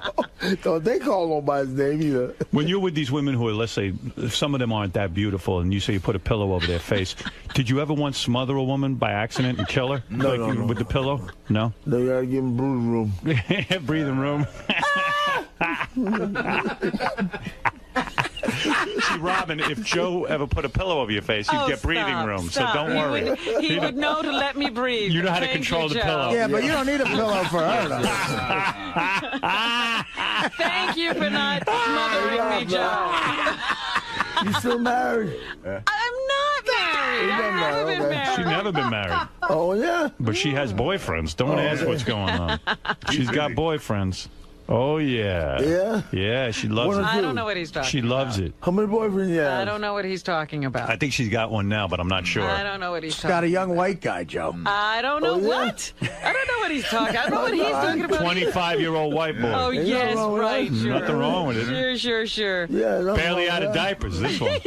I'm Man. with a kid in a diaper. No Viagra there. No. That's who I'm with. I'm with a kid in Marvis, a diaper. when you were a young man growing up, did your dad ever take you aside and teach you the pillow little technique in case you ever with a girl? Did your dad ever teach it to you? You must have learned something from him, right? You know, what happened? Marvis had more of a quiet life, more than the other brothers of his own. You know what I mean? He's a great man. Yeah, he was a great guy. I like Marvis. You know, he's a true preacher. You know what I mean? Yep. I asked him how he does it. You know what I mean? But therefore, he said, "Look, Dad. You know, I gotta walk right." I said, "Well, ain't nothing wrong with walking right, but when them girls come to see you, you gotta do your job." Oh my! Right. You know? This was your fatherly advice. You're a good father. That's right, man. You sat your son down and you said, when the girls come, you got to do your job. Your job. That's what it is. I mean, Yeah. they ain't coming around you to shake your hand because you got a couple dollars. Right. They want to get beat up. I didn't say eat up now. I said beat up. Right. You told him you taught your son early on, you got to satisfy these women. That's right. Did you encourage him to perform oral sex on these women? In other words, some men don't teach their sons that. No, we don't go that way. In the black community. That's a little rough for him. Marvis, I ain't gonna get down. I ain't gonna get down too rough on him. You know what I mean? Right. There's some of the things they ain't gonna tell you no way. You understand? You never licked a woman down there, right? You never did that. You never sat there and licked them. No, I didn't have to go that low down there. You never went down there. I stay above the navel. Above the navel. And you taught your son that too, right? I hope you did. Marvis, you go below the navel? Wow. Why not? No, man, no. Oh my goodness. Marvis is more beat up than when he fought Tyson. Down goes Frazier. Do you think Muhammad Ali used to lick all the women? He probably licked them down there, right? Because he bows before the women. I don't know what he done before. Now. Yeah. At a Klan meeting, he probably did it. I'm sorry. Now, who knows what he he got to did. do something now. You know what I mean? He probably can't get it up, so he probably has to lick them forever, for hours. Do you think that his wife or someone has to like he just has to lick her for hours because he can't get it up? Because of what you did to him? I'm not sure what that's all about. You know what I mean? But you're still giving it to I him. respect him and the wife on those parts. I don't really know what they're going to do. You know what I mean? Yeah. Whatever he do to make us stay, let him keep on doing it. Right. You know what I mean? Better luck to him. I don't think Viagra's helping him. I do what I got to do, okay? Right. Yeah. You know, it was about, I think about 2 or 3 years ago at the... Don't tell me you licked a woman, Marvis. Stop it. Your father will throw you right out. No, this was at the All-Star game that was held in Philadelphia. Right. And my father and Ali in a private quarters inside a hotel. You know, they embraced each other, you know. Why? For, I guess, love, forgiveness. Wow, come on. You know, come on. I mean, You know what, I wouldn't he talk around, you know what I mean? I wouldn't have hugged him. Yeah, he talks around, you know what I mean? He can't get directly straight to the point, you know what I mean? He didn't look at you. Yeah. He hugged you, but That's all right. did he look you in the eye? No. Yeah, I'm still the father, so you got to be careful. You're damn right. Yeah. It wasn't sincere, was it? Yeah, he got a good job, and he's a good minister. You know, he's good for the kids, you know what I mean? Yeah. And he goes to the prison, he goes to the church, he goes to the community. Right. But he can't make you forgive Muhammad Ali. Is that what you're saying? He probably. You want to go get him? You know, if I was hugging Muhammad Ali, when you were hugging Muhammad Ali, were you afraid he's going to put a knife in your back? Oh dear. Wow. I bet you checked him. I hope somebody frisked him first. I hope somebody frisked him. I wouldn't have hugged him. Any man who called me a gorilla says he put me in a zoo. No hug. Howard. Sorry. Howard, you know what? You're such a hypocrite because you spend all your time now apologizing to people. I apologize to one person. Two people. Yeah. One person. Soupy, and who was the other guy? Another and there guy. was a third guy. No. Yes. No. And you say, I was vicious, I was wrong. He was not treated well. And those people were not treated well by you. Didn't you go to President Nixon and beg him to let Muhammad Ali fight? Asking for a driver's license, he gave him. That's right. You got Nixon to give Ali a driver's license? No, a boxing license. Boxing. So you got to get all his license together. They took driver's license. They had everything. Took license to fight. Yeah. And he didn't take a married license, though. No, can't get that one. Joe, see, you're in the presence of a real man. You made up with Ali, and Howard made up with Soupy Sale. I was Ali. They should have put Subi in a cage. That's right. That's right. But Let me tell you what something. we all about, Howard, is that, we know he's in bad shape now, after all the fights and stuff. After you. I hope that the Lord forgive him, and help him to get back where we at so he can enjoy life a little bit, Well, it ain't happening. You took care of business. You took days around. You took care of him. So therefore, that he come on out and enjoy some of us, have fun together. Your 2 fists put him in that condition. Well, let's say I had 100 fights and I lost 2 to George. We can go to something else. Yeah. 2 to him and all the other guys I beat up real well. Yep, real good. You were the champ. You were the true champion of the world. Listen, you guys are great. I really want everyone to watch this special and learn the truth about what happened in Manila and who the true people's champion is.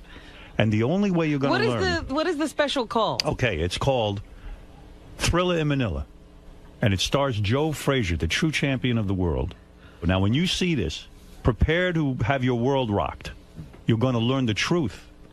And now you're going to take down your pictures of Muhammad Ali that you worship. Well, do I? And you're going to hang up pictures of Joe Frazier. Uh-oh.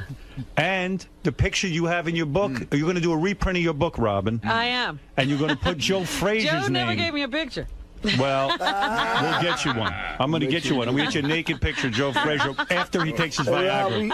Hey, Rob, we can go out boogieing. All right, we're going to boogie? We can boogie out.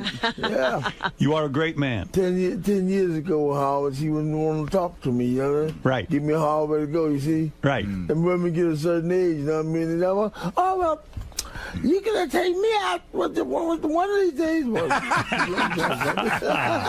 say that, When she was younger, she was always blowing you off. Now all of a sudden she's begging you for it. Oh, yeah. Right. Rob, did you ever think when you were a little girl, you would grow up one day? I am begging, Joe? Yeah. I resent that. Hey, Howard, it's always nice being with you, man. It's great being with you. You are the champion. Robin, did you ever think when you were a little girl growing up that one day you'd be sitting with Joe Frazier, the true people's champion, Never. and that he wants to have sex with you? Oh, I never dreamed. That he'd want to have sex with you. Well, you should have sex with the champ. Both of them did. Both of them did what? Muhammad and Joe. What about See, him? I'm the one who's beat both of them. They both wanted to have sex with me. Muhammad wanted to have sex with you? When I got that picture, he was coming on to me. He was. Robin, you too dark. Oh, no. You're too dark for the He champ. might not have married me. He might not have married me. Cassius but Clay, he wanted me. Cassius Clay won't do you. You're too much of a black woman. Robin, remember the first one he had looked like you? They stayed together one day. Are you saying, Joe, one night. each one of Muhammad Ali's wives got lighter and whiter as he went along? Light, bright, damn near white. Right. So the point is, you were always with black women. Dark-skinned black women. Dark. All my ladies was dark. All your ladies. Everybody, Muhammad was wrong for drawing these lines between himself and other blacks, but we're fine. I love how Muhammad Ali is calling this great man an Uncle Tom. Right. Meanwhile, he's out banging these white chicks. He was banging black. This man was banging dark-skinned black women. He loved the black race. Oh, yeah. I might change as time go by, though, you know what I mean? His wife now is almost a ghost. You're going white on me now? Yeah. light, bright, damn near white. That's right, Marvis. Your new stepmommy's going to be white. You're going to have a white woman bossing you around. That's all right. That's all right. You don't care. Call me Mom. That's all right. As long as Pop's happy, right? Yeah. I got one lady in the movie, you know, that I've been with me like 40 years or more, you know. She does a fine job. Yeah. Who is that? Your traveling companion? Well, traveling companion, let's say my secretary. Were you having a sexual thing with her? Let's say my clothes lady. Yeah, she does a fine job. But did you guys have sex together? No. We always knock on the door when we come in. You know what? Yeah. So when you see this TV show, there is a white woman who seems to travel with Joe quite a bit. She's been in like 40 years with me. Yeah, I got the feeling that she's everything that I need to be done. I got a feeling she's like a wife to you, like a lover. That's the way it seems like sometimes. Yeah. Marvis, what do you know about this? Yeah, what do you think about this? You keeping your lips sealed? She drives the car. She makes the bed. She cooks the food. You love her, don't you? You love her. Huh? You love her. I love her. Yes. You do? Yes, I love her. Wow. Because she go where you want to go. You don't have to, drill a hammer in her head, tell her you can't go today. She listens. Where do you get a broad like that? She's like, can I go? No, you can't go. I'm going to Howard. Be that come back. No problem. Wow. She listens to you. You found a woman who listens. Make sure that I'm clean. Right. Sharp as a tack. Right. You know what I mean? No problem. Good woman. It's a good woman. You're not kidding. What is it, Gary? Champ's got to go. All right, listen, Champ. We love when you're here. Always fun, Joe. Come see us again. Marvis, pleasure having you, of course. Marvis, always nice to you, man. Do me a favor. Next time you're here, you bring a pillow with you. You teach us that technique. How to put the pillow over the woman's face. Okay. You can use Benji. Enough air to breathe. That's all. You'll practice on Benji. You'll show us how to do it, all right? Enough breathing. But when she starts to lose consciousness, pick up the pillow. Okay. With Benji, you might need 2 pillows. Don't try that at home. The great Champ, Joe Frazier, and his son Marvis. I love you, even though you're so mean to me. You did a fine job. Joe, hey, Joe, Champ, can you watch it for a second? You're right tangled up in here, and I don't want to see these. Thanks. Mr. Frazier, how was it? Oh, man, that was good. It's always nice being with Howard. You always have a good time, right? Yeah, we talk the same kind of language. there's a lot of sex talk in there. Oh, yeah, he go from A to Z. I can handle it, though, you know what I mean? Yeah. Is it a little awkward with your son there talking about sex and Viagra? Good luck. About what? Is it awkward talking about sex with your son sitting right next to you? No, he's a grown man. It's all good, right? He's almost old as I am. we didn't get filthy. Not that bad. Just like some stuff was saying that it really happened to the men's and fathers, and sons, so we can talk that way. Boom.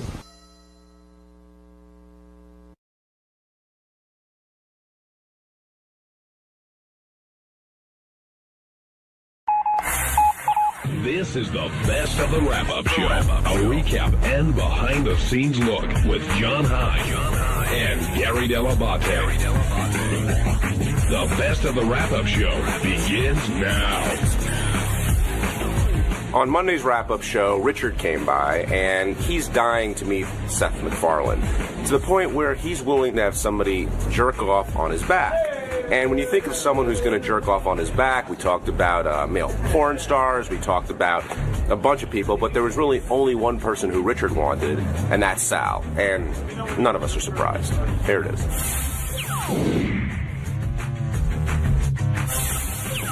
So there's a group of guys here that are huge Seth MacFarlane fans. Richard, Jason. I guess, John, you would be part of that camp, too. I'm not as hardcore as they are, but Richard and Jason in particular. And we've been pitched Seth, a gazillion times, and I just never watched the show. Then my kids started watching the show, and I started watching it with them, and I realized it's really a very funny show, but also I would think that the people that watch that show are Howard fans. There's, a similar thinking there, wouldn't you say? Yeah, I think it's a very edgy, it's animated, it's a very edgy show and great, really deep references to everything, but very, very funny. So we pitched him as a guest a bunch of times. I think he's tried to come on a bunch of times, and Howard's been more of, not that he doesn't like the guy, it's just like, I'm just not that familiar with the show. So in the meeting last week, we were all like, we feel very strongly. We have some good angles on him. He basically got that show on the air almost out of college. But who's we? Like, who's making this pitch? Well, Richard, I'm making the pitch. Will agrees with me from a guest point of view, not even that we're huge fans. And then Richard and Jason are the super big fans.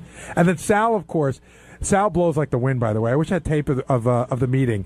But if Sal senses that Howard's not into it, then Sal goes, yeah, I don't know why. I don't get it. We don't need to have this person. Howard goes, well, maybe you could. That might work out, Sal says. So what happened was we're talking about it in the meeting, and Richard just happens to volunteer that he would blow Seth MacFarlane if Howard would put him on the show. Was that your first offer? Was that because I know that would never happen. Seth MacFarlane is not a gay guy. He would never let me do that. Well, neither are you. Well, I know. And so that's why I just said that jokingly. Oh, if you let him come on, I'll blow the guy. You know, just kind of understating the fact that I would do almost anything for Howard to approve this guest, because it's one of those guests that has been pitched several times that I always thought, oh, we got to have him on the show. He'd be so great. The voices. I saw him live at Comics, this comic club, comedy club here in New York, and he was amazing. His Hulu commercials, which have been running a lot. Have you seen it, John? Yeah. Where he does all the voices, I thought also was interesting. But, you know, at the end of the day, we pitched Howard enough information where he was on the fence about him as a guest. But then, you know, Richard blowing a guy, God, that sealed the deal. And Richard won't be blowing a guy, but you will be taking another man's load on your back. And I will. And who's that man going to be? Hopefully my partner in crime, Sal Governale. Why don't you just leave out the part in crime? Well, yeah, let's back up a little bit, though. Before Sal, you were saying you wanted a male porn star, one of your favorite male porn stars, to do it. Does it matter who it is? Ultimately, you're getting the load on your back. Yeah, but, you know, these people are emailing me, making me nervous, saying, oh, make sure the guy's safe. You know, if it's a dirty load, you could catch something. And so I just thought on a radio standpoint, and Gary loved this idea. I went in and said, hey, Gary, what about Nick Manning? Love that. Because it'd be funny. He'd growl and yell my name, like dropping loads over Richard Christie's dirty back, things like that. But Nick's a straight guy, too, so I don't know that he would be willing to do it. What about your hero, Peter North? Well, Peter North never does any gay stuff, so he would definitely not be into that. He would not do that. So let me ask you a question: Is that basically your admission that on some level this is a gay act? I'll admit that. Yeah, I mean, it's definitely not straight to jerk off on another guy's back, or to get jerked off on. Or to get jerked off on. Like yeah. Richard came to me and he says, after somebody sent them the note about you got to be careful. And, of course, anybody I would have in would be tested. Oh, they're going to demand Richard be tested, I guarantee. Why? They're not touching Richard. Oh, they'll still demand it. In case their penis touches my back or something. Richard says, can I put saran wrap on my back? And I said, no. Come on. It's just like a rubber, you know. I'd still feel it. Wax paper? Yeah. Jed in Montana, you're on the wrap-up show. Hey, guys. First, I'd like to say, Gary, awesome job on East Street Radio. Oh, thank you, man. I loved your show. That was fantastic. Appreciate it. Richard, man, I'm a huge fan of you. Thank you. But, I sense that you no longer will be. No, that's not true, dude. Even if you do it, I'm going to laugh my ass off. That's a fact. But, I mean, you seem pretty tight with your family. What do they make of all this? I mean, that's pretty fucked up. And I'd like to hear your answer. I'll hang up. Thanks, guys. Great show. Thanks, Jed. Thank you, buddy. I'm sure they're in Kansas shaking their heads right now. But I've done a lot of crazy stuff on the show, and they know I'm just doing it as a prank, that I'm not a gay gentleman. And I told them I pay for their Sirius subscription. And I bought them a radio for Christmas 3 or 4 years ago, and I said, hey, if I'm buying you this radio, just don't complain about any of the crazy stuff I do you hear me on there. Does it ever? Is it one of those things where everybody agrees not to discuss it, or does it come up in discussion and you go, hey, I just do that for the show? It comes up in discussion, and they just laugh about it. They got a great sense of humor. Like, would your mother ever say to you, hey, Richard, when that guy did that, weird act, did that really happen? Would your mother ask you that question? They know it all really happens, yeah. And they, they just shake their head. I've always been kind of crazy. I used to do a lot of crazy stuff in high school, and I've had friends that ran through our yard naked chasing me, telling me they were going to fuck me in the ass, and, just goofing off and stuff like that. So they know I'm a crazy guy. Oh, my God. I yearn for the days when I was on summer vacation and guys would jokingly say they were going to fuck me in the ass. Have they ever wondered if you were gay or not? I'm sure they did, yeah. I'm sure it came up at Thanksgiving dinner when I wasn't around, because I never got laid until I was 19. Never had any girls around, only hung out with my buddies, and I guarantee they probably thought I was. Did they ever ask you about it specifically? No. I don't think they would have cared either way, but I'm sure they thought I probably was. Yeah, this is where I'm like jealous of Richard. Like, I'm very close with my parents. I love them. I have a great relationship, but they would be upset if I did this, and that's what keeps me from doing some stuff like that. But did they give you a hard time back when you used to get naked and do stuff? Oh, my God. You should have seen how upset they were when they found out a guy named Kip, who looked a lot like Benji, went to the bunny ranch. I mean, I'm not kidding. So I was wondering because I've talked to you about, is there something that would cross the line for your parents? Do you think that they would actually say, this upsets us, please don't do it? if a big veiny penis entered my rectal cavity, I'm sure they wouldn't be too happy. If I went all the way and had gay sex, which I would never do. See, this is where I sometimes wonder if you are gay, because you have to add all these adjectives. Like if you said if a penis ever entered my not house, a regular penis, that would be gay. But you're like a big veiny penis. That's the line for enters my rectal cavity. You have a whole thing going on. Well, it's called theater of the mind. I'm trying to make the radio audience out there get a little more entertainment by throwing these adjectives in. So if you were going to go that far, if you're going to actually have anal sex, they would say, Richard, we don't want you to do this, or they'd say, hey, maybe you should think about this. My dad would probably call and say, well, we talked to your sister, and she knew a guy who had anal sex, and he said it ripped him up a little bit, so you might want to be careful. Yeah. So I don't know. Yeah, I don't know. They got a real good sense of humor, and I'm a real lucky guy that my parents are very understanding. Now, when Sal came up, you said you would prefer that Sal did it. And I don't know who said that, just have Howard talk to Sal, and then all of a sudden he'll want to do it. Is Sal on board for this now? I don't know. First of all, let me ask you a question. Is it gay if Sal is able to complete the act? No, because he can watch a movie. You know what'll be great for it is those things. Is it called My View that we advertise? Like Sal can. They're those glasses where you watch video and you don't see anything else outside. That's great. Yeah, but what if he's watching a video of your ass? Well, then there's a problem. No, he'll watch like some granny porn or something and get worked up. Now, have you talked to your girlfriend about this yet? No, I'm sure it'll come up. She's probably listening right now. And how will she feel about it? She'll just shake her head just like my parents do. But she never says like, "Hey, you know what? That's a little bit weird for me." And you say, "Hey, this is what I do for a living," or does it ever get to that? No, it never really gets to that. I mean, I don't know. I mean, compared to this, what do you think is worse, this or me licking Sal's balls? Because that was pretty bad. They both have their pros and there's no cons. Because I'm not really doing anything. I'm just laying there. I don't really think that this maybe is even as bad as licking balls. I don't think it is. Like if people are all worried about the gay thing, I think the other thing is more gay. This is just more dramatic. Yeah. But the other thing is actually more. I don't know, dude. I mean, this thing's going to land on your back, and it's going to be warm, and it's going to be from a man, and it's going to be... You can't sit there and separate that as a non-gay act. I'm not going to see it, though. I'm just going to feel No, it. that's even worse. Really, because to me, it's not a big deal except for the stigma. Like, everyone's going to be like, oh, it's like so crazy. Like, do you really even give a fuck that much? Not really. As long as there isn't any big health risks, that's the thing I'm worried about. So are you going to make Sal get tested, or do you just trust that... Since he hasn't had any sex at all in 5 years, that he's probably healthy? Yeah, I'll trust him, but he doesn't wash his hands sometimes, so maybe I want him to get tested or his just pouch. in case. He doesn't watch his pouch in his either. pouch, he might have, there could be something growing in that pouch just from, not washing it for a while. Hey, it's Sal Governale, and on Tuesday's wrap-up show, the boys were pressuring me to jerk off and come all over Richard Christie's back. And, I love Richard. I love the show. I've done some crazy things in my past, but getting naked and whacking off on a man's back, I think that's where I draw the line. Check it out.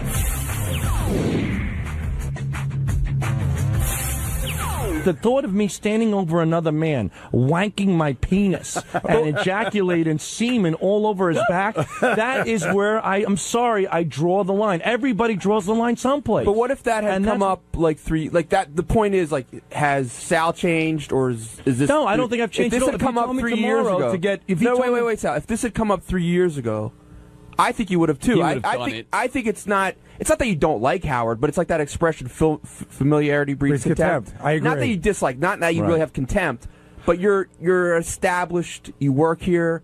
You're not like Howard. You don't feel as willing. You don't feel the need to please Howard as much as you did when we got here. But I have to say that is completely unfair. No, I have sleepless nights over the show. I break my ass for the show, and I'd be willing to do stuff. But there is an area where you have to draw the line. There are certain things that you just don't want to do, and this is something that I don't want to do. I want to move past this. I do remember, though, when we first came to Sirius, there was a couple weeks we were all planning and getting ideas together for Sirius, and they were some of the craziest freaking ideas I've ever seen. Like what?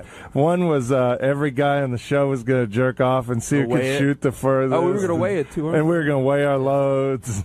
And I actually don't think weighing a load is that crazy. No, I don't think that's. I think it's funny. Yeah. Well, I mean, I'll have to go back and look, but I just remember there's some stuff we were shaking our head. You were going to fuck some guy's skull or something? I was going to skull fuck a guy in the eye. Sal, do you? Oh, right. Right. That's not gay. Is that bigger deal than this? I think it is. No, that's not a big deal because I was just going to stick my penis in his eye socket. Right, I wasn't So gonna you'd finish. still do that? I don't know, Benji. Let's focus on you. I mean, I think I'm doing very well. Sal, I think I'm evolving in the right direction. I don't think there's anything wrong with it if you don't want to. I'm trying to figure it out. I don't know. I'm trying to get past that. I've learned a lot from the show. So you've changed. Yeah, I've changed, but I'm changing in the right direction, in my opinion. But it doesn't mean I would object to certain things. Okay. I mean, just 6 months ago, my asshole got ripped apart by a paintball gun. Yeah, and you got paid well for it. Right, but I'm saying I do stuff. And Richard now you did it only because you were getting paid. And why is Richard being compensated right now? For Seth MacFarlane to meet him. There is something behind it. There's a huge difference. And why do I have... No, there isn't a huge difference. To him... But don't make it sound like you did the paintball thing because you want to give back to the fans. You did it because you wanted the money. And there should be something involved. When you do things, there are... But you work here. Right, I know. So what does that mean? Of course I work here. And I work hard. You should be given a bonus for doing your job? No, I'm not asking for a bonus. But you just said you should get money. But is that part of our job to come on guys? Well, hold on. Someone didn't read their contract. Yeah, is that in my contract? Hold on. Let me frame this argument here. So I think what Sal's saying is Richard is willing to get a load on his back so he can meet Seth MacFarlane. And he chose Sal to be the guy to do it. So Sal's saying, okay, I'll be the guy to do it, but what's in it for me? Is that... No, I'm not saying what's in it for me. I'm saying Richard wants to meet Seth. He wants to be willing to be the person willing to take on punishment. This has nothing to do with me. He's being compensated with Seth MacFarlane. Have you never dragged Richard into one of your dumb sort of gay stunts because you wanted to do it and he didn't? I guess so. In certain cases, I'm sure we do all our things together. I understand he wants me involved in this, but this is something where it's over and above Richard. It's over and above the show. It's about my children. It's about me jerking off on a man. It's a lot more to it. It's pornography. It's blatant pornography. Richard, I'm jacking off onto a man. It's like giving somebody a facial. Richard, but sticking your dick in a man's skull eye socket is not pornography. Maybe it is, maybe it isn't. Sure, yeah. I think it's the erection. Listen, that makes it by the way, I would have a strong leg to stand on. I'll give you that much. You don't see this as a compliment that Richard would want you of all people? Yes, I do see it as a compliment, and. I'm at a crossroads because I love the guy. But I really am. It's like Sophie's Choice. Yeah, I mean, what hurts me the most is that I want to do something that, I guess, I don't know how to even put this, to make this guy happy. But Richard, is there anything you wouldn't do for Sal? Like if Sal proposed, because I'm thinking you would do anything. Yeah, if the roles were reversed. Or would you do it afterwards? Okay, say if Kiss were to come on the show. And Sal was going to take a load, would you be the guy to give Sal the load? Oh, yeah, I would probably go through with it, I guess. I mean, I've walked on the air with a boner before and stuff, so that doesn't really Well, what about just at the end of this? Would you, if Sal wants something for what he's doing, would you give him the load? Give him a load back? On his back, yeah. Well, what does he want? I don't know. I don't know.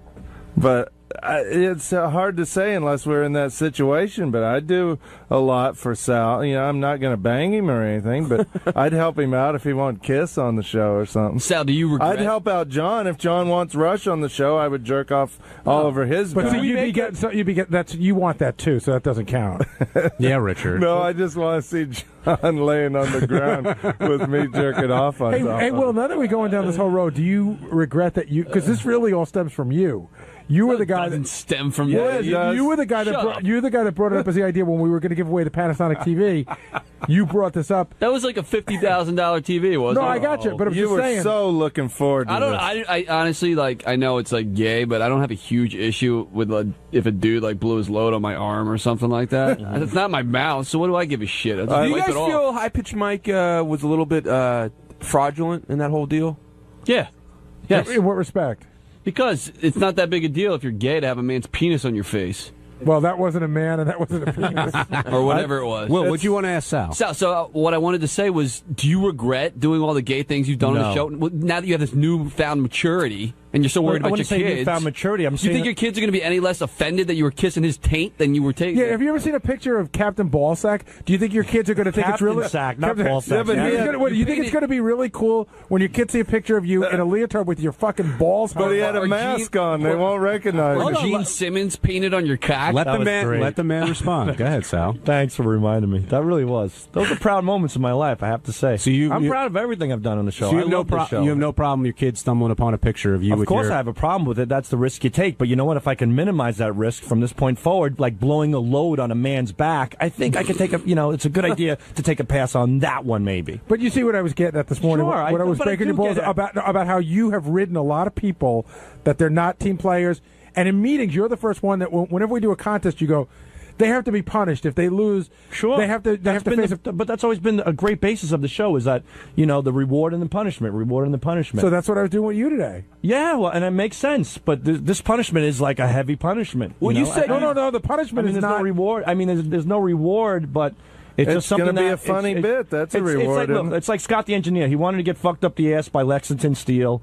He almost had it done. You put up the money. He thought about it. He went home. He thought about his children, and he thought about his children being ridiculed. And he had a 17-year-old kid in high school. Yeah, it's a huge difference. Man, but you know what? Video lasts forever, man. Internet lasts forever. So, I don't need me on loop mode one day. Maybe my son's prom up on a big screen, dropping a load on a guy. Yeah, it'll just be Captain Ballsack with a fucking Gene Simmons red thing on his cock. If you're a family, listen, man. I'm telling you now, I'm putting my family first, and that's it. So, Sal, where are you now? Because, like you said on the show today, you're not decided yet. I'm not right. What are you like? How are you kind of coming to a decision? Like, what are the factors? I spoke to my wife last night. And what did she think? She said, "Don't do it." She said, "Don't do it." She said, "Could you drop a load on her instead?" Oh, that's rude. That's wrong, but it's truthful but wrong. She said, "Don't do it," and she said, "Look, you can do whatever you want." Are you worried about disappointing Howard? Yeah, absolutely. But I'm also worried about. Believe it or not, I feel like I'm disappointing Gary and Richard. Yeah. Why didn't your wife want you to do it? Did she say was it the same? Well, reason? I said that I didn't want to do it. I think that's something that's really, really heavy and strong that I feel really uncomfortable about. But at one time, she said she doesn't mind you doing stuff with me as long as it's not with other women. And she's never been disappointed. But was she saying she personally didn't want you to do it, or she's saying if it upsets you, I don't want you to do it? I explained it to her, and she's like, as soon as I explained the stunt, she just jumped and went, no. And I said, well, let me finish. I go, it's going to be the different. She goes, no. She goes, you really want to go through with this? I go, I don't want to go through with this. I want to explain it to you.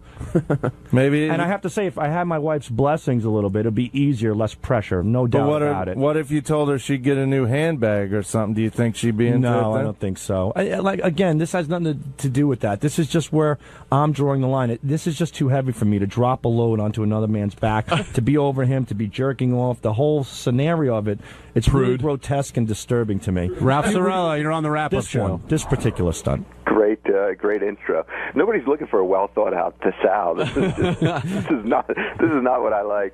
It's funny. I was sick of all that gay shit you guys were doing in the beginning, but now that you don't want to do it, now I really want you guys to do some gay shit. Come on, I mean that's the funny thing about it, I guess, is that we don't. This is not something I liked. This was Howard's idea, It was actually Will's idea. Now it's funny though. Crazy. When you're too anxious to do it, it's not funny. Do you think Gary's right in saying that Sal is not a team player if he doesn't go through with this? Absolutely. It's not, especially when Sal screams and yells when, like, Lisa G won't show her snatch or won't do this or that. She's not a team player, So I said Lisa G wouldn't play. Those words come back to haunt you. Hold on. You're comparing a fucking chick playing a violin to a father of three blowing a load on a man's back. No, that's one of the things. Okay, give me another one. Give me another. You said JD backs out of shit all the time. I don't say a peep. Richard's backed out of shit. I don't say a peep. You've all backed out of stuff. It happens. You're asking me to drop a load on a man's back. It's a fucking big fucking request, man. It's something I don't want to do. Okay, you haven't done Jesus that Christ! before. And you know what? I've done. And you know what, Ralph? Before you open your fucking queer mouth, come in here, get your ball shocked, get your asshole fucking hit with a paintball gun, get everything that I've done, and then let's see who wants to drop a load on a man's back. I've committed myself. I've done everything, and I'm proud of it. But this is something that's a little too strong for me. Is that possible? Can it be possible that a guy could say, hey, wait, this is where I draw the line? Or no, why don't you just pick me up, throw me off the fucking building, Gary? Go ahead. It'll be hilarious. It'll be wonderful. And then when I get to the bottom, you can all drop loads on me. Drop them in my open fucking wounds. Go ahead. I'm drawing the line at one point. It doesn't mean I'm not a team player. Here's the point I'm making, Sal. But you're comparing a guy dropping a load, a father 3, to a fucking chick who hasn't got laid in 10 years playing a goddamn violin.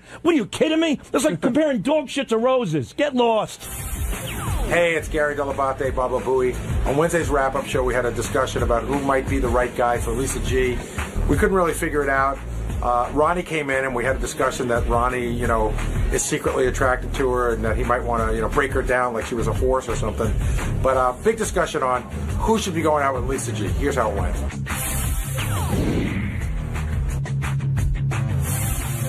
Is it fair for Lisa to compare her lifestyle to Howard's lifestyle? No, she can compare it to every person that has our hours, which is everybody from a baker to a mailman. A lot of people get up at 4 a.m. So, I mean, I don't understand what do you mean, though? I don't understand. Well, she was using that as one of the reasons, if not the main reason, why she couldn't find someone or continue foster a relationship, because of the hours we keep. Right. Oh, she said that? Yeah. Oh, yeah. Oh, because of the hours? See, I don't think for me, it's hard. I'm a night person. Well, it wasn't just the hours. It was also Howard goes to bed early. She likes to go to bed early. She was sort of drawing. I don't think her hours are that crazy. Her hours are that out of line with most of America. Yeah, I thought, quite honestly, when she was having that discussion, she was sort of making, in my mind, she was making the case for that she's almost like a Howard Stalker, like we're the same. Maybe we should be together. We have the same hours. We both go to bed early. We both like to get up early. We should be together. Gary, where would you form that conclusion from? How could that thought possibly enter your mind? I swear to you, if you pry that closet door open, it looks like a single white female. There's nothing but pictures of Howard in there. What time does Lisa, did she say what time she goes to sleep on a regular basis? Well, she said she's in bed by 8, right? Right, but see, Lisa's got something going on in her life that she could pull off a wilder lifestyle if she wanted to, which is what I did when I worked on the show before I was married. You can get out of here at 2 o'clock in the afternoon, sleep for 3 or 4 hours, and go out at night and have a little bit more of a nightlife on a weeknight. She's like, no, I go home. She's nice and she plays it safe. Now, here's the big question: do you believe when she says she's very content with her life as it is? She's got her job here, she's got her cats, her chamber ensemble, whatever else, and she's okay with that for the rest of her life? Or do you think that's sort of a rationalization because she really would like to meet someone? Well, now, I mean, that's what she said a couple weeks ago, but it's definitely changed. Maybe talking about it, she definitely wants to meet a guy now. So she definitely, that's a new thing for her. All right, and if she was picking around here, is there a right guy, do you think, for her? Would anybody here be interested in dating Lisa? Oh, I think there'd be a couple guys that'd be, well, no. I mean, would we be interested in having sex with Lisa? The answer, some of us, sure. But like, that was a point I brought up today. I think in order to get to sex, you have to put in a lot of time. How much time? I said at least a month and a half. I think that, I'm saying 6 to 8 dates before, and you would think that, again, I'm 48 years old, like, we're not in college. We're not gonna like fuck around a little bit. Like, if we're gonna, you know what I mean? We're gonna have sex at some point. I think Howard was right that you could do it. And first of all, I would date Lisa. Like, I think she's attractive. She's got a good personality. We probably will go on a few dates. We talked about it.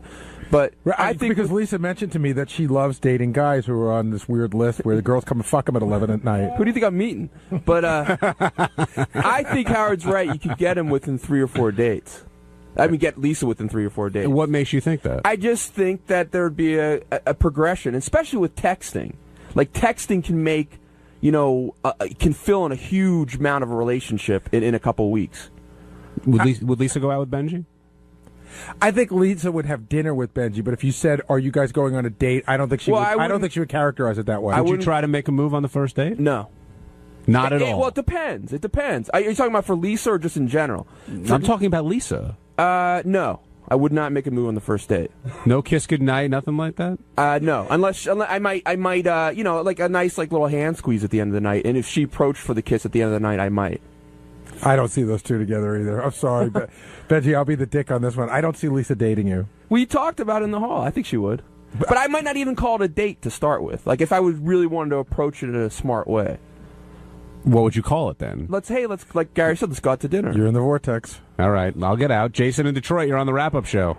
Hey, guys. First of all, I think Lisa and Benji Dayton would look like the number 10 walking down the street.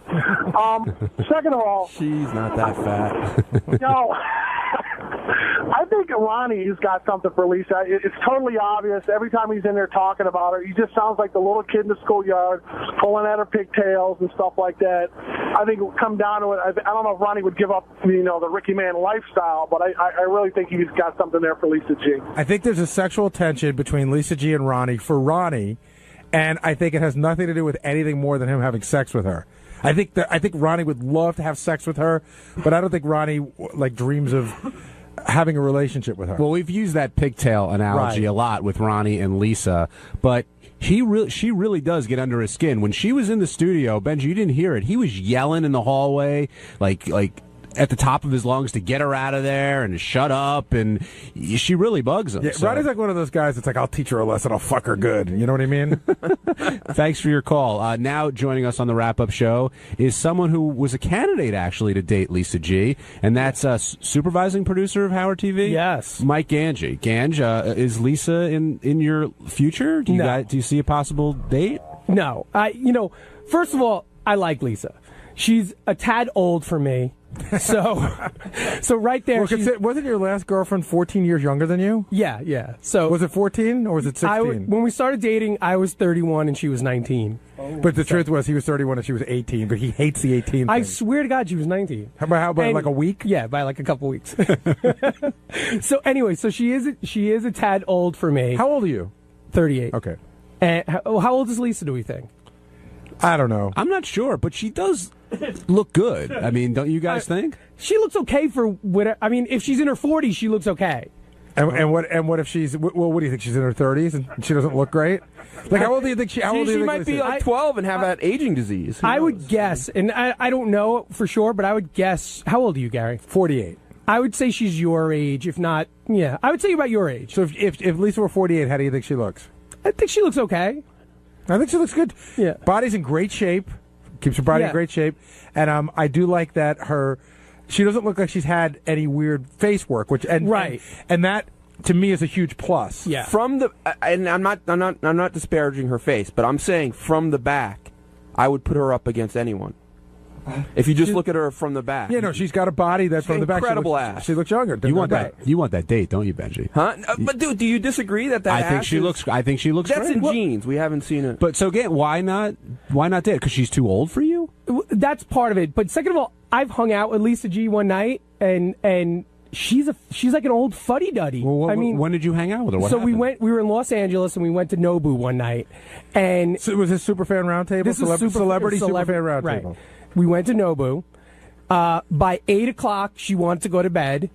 She ate next to nothing. I'm on Los Angeles. She ate next to nothing, and you're at this great restaurant, Nobu, and she literally ate a tuna roll, which you can get anywhere in the world. It probably tastes exactly the same. Like she has no desire to experiment or be fun, and I don't think she drank that night. She's just not she's not like a wild person. What Ganji's saying is what I've tried to say, I guess the nicest way. I don't see Lisa letting loose. Right. I don't see Lisa letting her guard down. I don't see her saying, what the fuck, let's get drunk. Not let's get drunk and have sex, let's just get drunk and dance and have fun. Well, but when Howard brought up Ganji, I don't know if you heard it, she said, Ganji, I think of Ganji as, I would go out with him as a friend, which is the rap that you always get. The F word. Yeah, well, you know what? I'm actually glad that Lisa thinks of me as a friend. I don't want her thinking of me as anything else. Is she too old to be a friend? No, as a friend, she's okay. I could have older friends. But, Lisa had that whole rap on the air today that, she had her wild period. I would bet $500 that Lisa had no wild period. Ever? Ever. What makes you so sure? Look at her. I mean, really. I've been out with her. I know what she considers wild. If she's about my age, she came of age in the 70s and the 80s. If you haven't had at least 1 to 2 STDs and a pregnancy scare, you have not had a wild life. I would guarantee Lisa's story about how she hooked up with, or had sex with somebody after just a couple dates is total fabrication. Hey, Gary, she does have a great chlamydia story. No, I have a great chlamydia story. So you think she never had any crazy times in her life? I don't think Lisa's put out after like a couple dates. No. Well, but like Angie's saying, like, what's her definition of wild? Right. Exactly. You know? Her definition of wild might be right. She stayed up to 9 o'clock and had a glass of wine. That might be her definition of wild. Right. She may not be lying when she says she's had some wild days, but I think that the definitions of wild are different. I agree. Yeah. All right, Brian and Philly are on the wrap-up show. Hey, John. Hey, Gary. How you guys doing? Good. Good, Brian. Hey, got a question for you. Maybe you guys touched on this, but does anybody see, like, Lisa G is almost 50 years old or 45, 50 years old. She doesn't have a man in her life. I mean, is she just being too picky, or is she with people and guys can't stand being around her? Like Angie just said, I mean, he's hung out with her. She sounds like an absolute dud when she's out on a date or out even hanging with friends. I can't see being with somebody like that. Yeah, but you got to figure there's someone for everyone in this world. I know she likes throwing the cookie parties and, you know, having the early night out and loves her violin, but there's other people out there who do like that. Right. It's just, you know, exactly. Brian, I think at this point, Brian, what time did you go to sleep last night? I go to bed at 10 o'clock. I'm up at 2 a.m. Okay, so 10's not so good. And what was the crazy thing you did in the last 3 weeks? Craziest thing I did in the last 3 weeks? You know what? Okay, I see your point, but you know what? I'm married. I found somebody that I guess either adjusted to my schedule or I adjusted to them, where we have a happy medium. Well, Brian, do you think Angie's right in saying that Lisa never had a wild time in her entire life? You know what? No, man. No, John, I don't think so at all. I think everyone's had, I mean, Christ, I consider myself a bore, but I'm married with, a life. But I've had my wild times, too. I don't think I think necessarily she could have had some wild period in her life. Back in 1973, maybe. She got busy at the Bay City Rollers concert? Yeah. Roller derby. You know what, though? I see her as the type of person who, like my sister-in-law, is going to be 55, 60 years old and alone. She doesn't want to adjust to anybody else's schedule. Right. And, but Lisa sort of says that's okay. She said I've gotten to the point where if I'm going to be alone, that's fine. I'm not going to sit here and pine away for a man. If it comes along, it's fine. But I've got a life. She's got her violin and her job here, and she goes out and does what she likes. And she's saying, "Don't feel sorry for me. I'm plenty happy." Yeah, but she made a statement when she came out of the studio out in the hallway to the camera saying that she needs a man like Howard. She made that point clear right out there. Well, she should have left out the word "like." Yeah, she needs a man named Howard. Exactly. Ronnie, that's what I said. Yeah, Ronnie, you weren't in here before, but Gary was theorizing just that. Like, the guy for her is definitely Howard. Oh, without a doubt. And she'll never admit it, but, it's a guy like Howard. No, it is Howard. And she reminds me a lot, too, of maybe her standards are high. Like, Howard and I used to joke around all the time. When Seinfeld's show hit, every Jewish girl on Long Island thought that they should be with Jerry. That's the guy for me. Funny, successful, whatever. And we're like, well, okay, there's one Jerry. There's plenty of guys that are like Jerry. Oh, yeah, but he doesn't have any money. He's not that funny. See, I think she should be with somebody more like Ronnie. I think that's what she really needs. No, somebody to break her. Angie, she needs you. No, she needs somebody. Every girl's best friend. She needs you. But that's what I'm saying. I think she needs somebody like you who's the complete opposite of her to break her. She doesn't need, she doesn't need a. What is she, a lion? No, she is. Throw a saddle on her? Yeah, exactly. She needs to be like ridden and like broken like a horse. Yeah, Brian. I mean, if that's what she needs, I'll help her out. Hey, what's up? On Thursday's wrap-up show, the guys were all on Twitter about the show being on Twitter. Tim Sabian came up with the idea that we need to be on Twitter. We need to start tweeting. So Howard made Gary the head twatter to send out tweets to all you Twitterers. And we discussed it all on this wrap-up show. Thank you.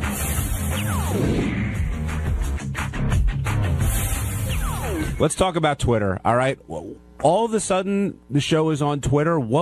Tim decides that we need to be on Twitter. What happened there, Gary? Here's what I know, and the Jason can fill in the blanks. I know that there was a discussion. I think this is more generating from Tim, but I'm not positive. But Tim had a meeting with Howard and Howard's agent about Twitter. Okay. I had lunch yesterday. I had lunch with a publicist. I went out to lunch, and when I came back from my lunch, Tim was like walking down the hallway and goes, "We're going to start twittering tomorrow. We're going to Twitter." I'm like, "Whoa, whoa, whoa, whoa, whoa!" And he goes, "We had a meeting about it." I go, "Well, I wasn't in that meeting." So I said, I have to talk to Howard. I have to find out what the tone of the Twitters are going to be, how he sees it being incorporated into the show, the whole thing. And then this morning, Tim apologized, but I got really upset with Tim, and I said, you can't have a meeting about Twitter without me in it if you're expecting me to... You're the head Twitterer. No, but the point is that if I'm going to be the filter... Or I'm the producer of the show. I know. I should. So Tim goes, well, you were out to lunch. I go, you can't call a meeting while I'm at lunch and then be mad I'm not at the meeting. Well, that's a little disingenuous of Tim, not to throw him under the bus, but he sent us an email about that meeting. When? And you weren't on the email. Oh, really? Yeah. Oh, my, are you serious? I mean, I guess not. If you didn't get the email, then you weren't on. He sent one to me, Will, Steve, and... Who? Jeff the Drunk? Who else? Brad Driver and High Pitch Eric, I think. Really? Yeah, I had no idea. Fuck. No. Okay. So then I wasn't even invited to the meeting. I thought Tim had a meeting, but when did he send you the email? I don't know, around 11 yesterday. Okay, so even at that, so he didn't include me. But say he did, I would have been at lunch, and Tim, you can't have the meeting without me. Brandano filled in for you. So then I get back and I start hearing, like today we're talking about it, and Jason doesn't know that I'm pissed off that I wasn't in the meeting. Right. So I start talking to Tim, and Jason goes, yeah, we covered that in the meeting. I go, yeah, the meeting that I wasn't fucking in. So then we went in during a break, and I talked to Howard. And I said, well, how do you see this working? And we sort of discussed it. And I heard at this meeting there was this discussion of a soft rollout. These are all, things that Howard hasn't been involved in. A soft launch. A soft launch. And we came back from commercial. Howard goes, hey, you know what? We're going to Twitter. And Tim goes, so much for the soft launch. Now, Jason, what happened at this meeting? Well, as you've heard, I got an email to be summoned down to Tim's office, and Tim was just telling us that he wants to do Twitter and wanted to know, what we thought of the best way of doing it. So we basically said, hey, we'll just open it up on the computer that we all use, and we'll Twitter during the show. And Tim wanted to start next week the soft launch, where we just Twitter without telling people that we have a Twitter, and then Howard would announce it last week. Tim had this theory. He didn't want to start Twittering today because the show's not on next week, and then we come back, and blah, blah, blah. Like we had a thing where, somebody said, why don't we just put up what we put in the PDT, but we don't, get that descriptive of the PDT. We don't change it a lot. And then my feeling was that one person needs to be the filter, because somebody reminded me that when we first started doing the PDT, we let Sal type some stuff in, and Howard's like, "What?" Sal was typing in like wacky shit. Yeah, but Gary, I'm all for you with the filter, but Sal is the worst example. I mean, you found the guy with no filter and no judgment to use as the example. I know. So who's in charge of this thing? Gary. I'm the filter. Jason's typing, but I gave Jason some parameters for when I'm in the studio. I said, if they're breaking my balls, you have full permission to write, Gary's getting his ass kicked or whatever. But I just don't want it to, I don't want it to get, inevitably it's supposed to be Howard's voice. So I don't want it to get into stupid stuff like there's an ugly girl in the studio, because that's opinion. I want it to, like, today we said, we didn't have a lot of guests today, but I would like it to read, Ozzy and Sharon just showed up. Ozzy and Sharon are in the green room. Turns out they brought their kids with them. Just stuff that will add to. I'm hoping somebody will get a tweet, which I hate fucking saying, and if you don't have the show on, you might get a tweet and go, "Oh yeah, I forgot Ozzy and Sharon are on today. Let me check it. Let me check that out." The way the Twitter would really take off is if Howard uses it once in a while, like he said he might, like this weekend or. I think he's going to try, yeah. Because if every once in a while, even once a day, if a Twitter showed up that was direct from Howard, and maybe it's a picture of his TV, like, look, I got Idol on TV or something. Like, I don't know, man. I think people love that shit. He could become really big. He could be huge. We got 3,000 people following us already. Dick in Nevada, you're on the wrap-up show. Hey, this whole Twitter thing is just stupid. I know you guys are promo whores, but Twitter is like the bottom of the barrel on the social networking thing. I mean, MySpace is bad enough. Really? Facebook, it's all crap. It's just trendy, stupid shit. So, Dick, don't need to do. Dick, what's the top of the food chain on social networking? There is no top. It's a big pile of shit. Well, I think that this is more. We're just trying to reach as many people as we can. We're certainly not hurting the show by doing it. No, it's free, I'm sure. It is free. I know you guys are getting something out of it other than free promotional advertising. No, that's all we're getting. What do you mean besides free promotional advertising? Like, what else do you think we're getting? Being stupid as usual? I don't know. Because that's what this thing is. It's just promoting a trend. Personally, I just absolutely despise.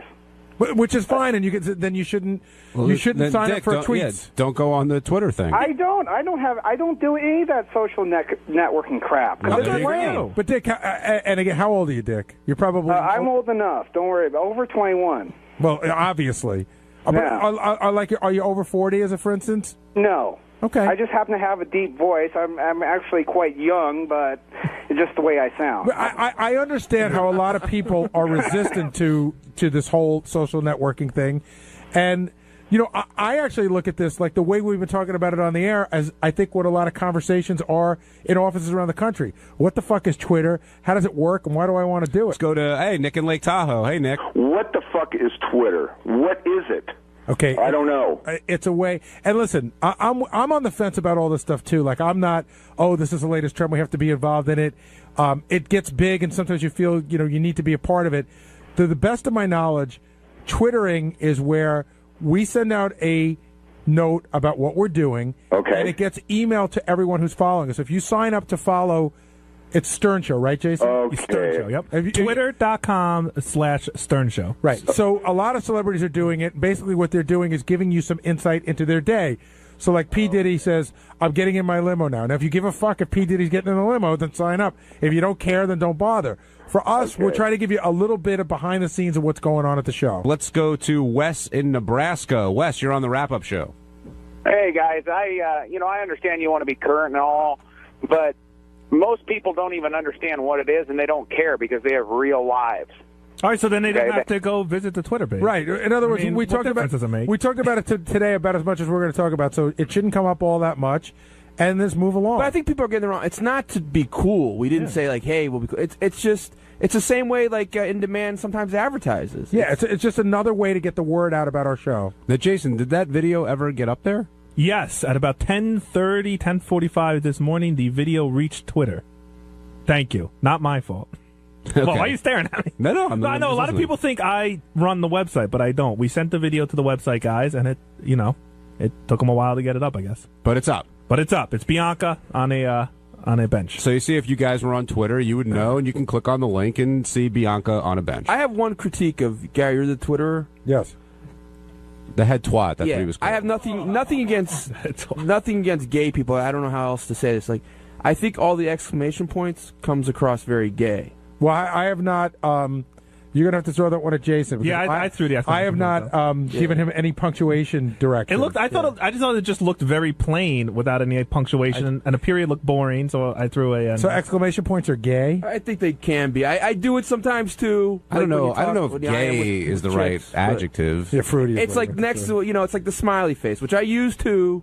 When I'm IMing with when chick. you use a smiley I agree. I do with chick. I agree with Benji. No exclamation points. Okay, fine, but dude, I mean, a smiley face is not an exclamation point. Is an actual grammatical fucking I don't know, whatever you call that. But a smiley face is just retarded. It's exclamation point is a gateway. All right, I'm not going to let this argument go on. I'm not. Well, actually, Richard Christie is going to take Sal's load on his back.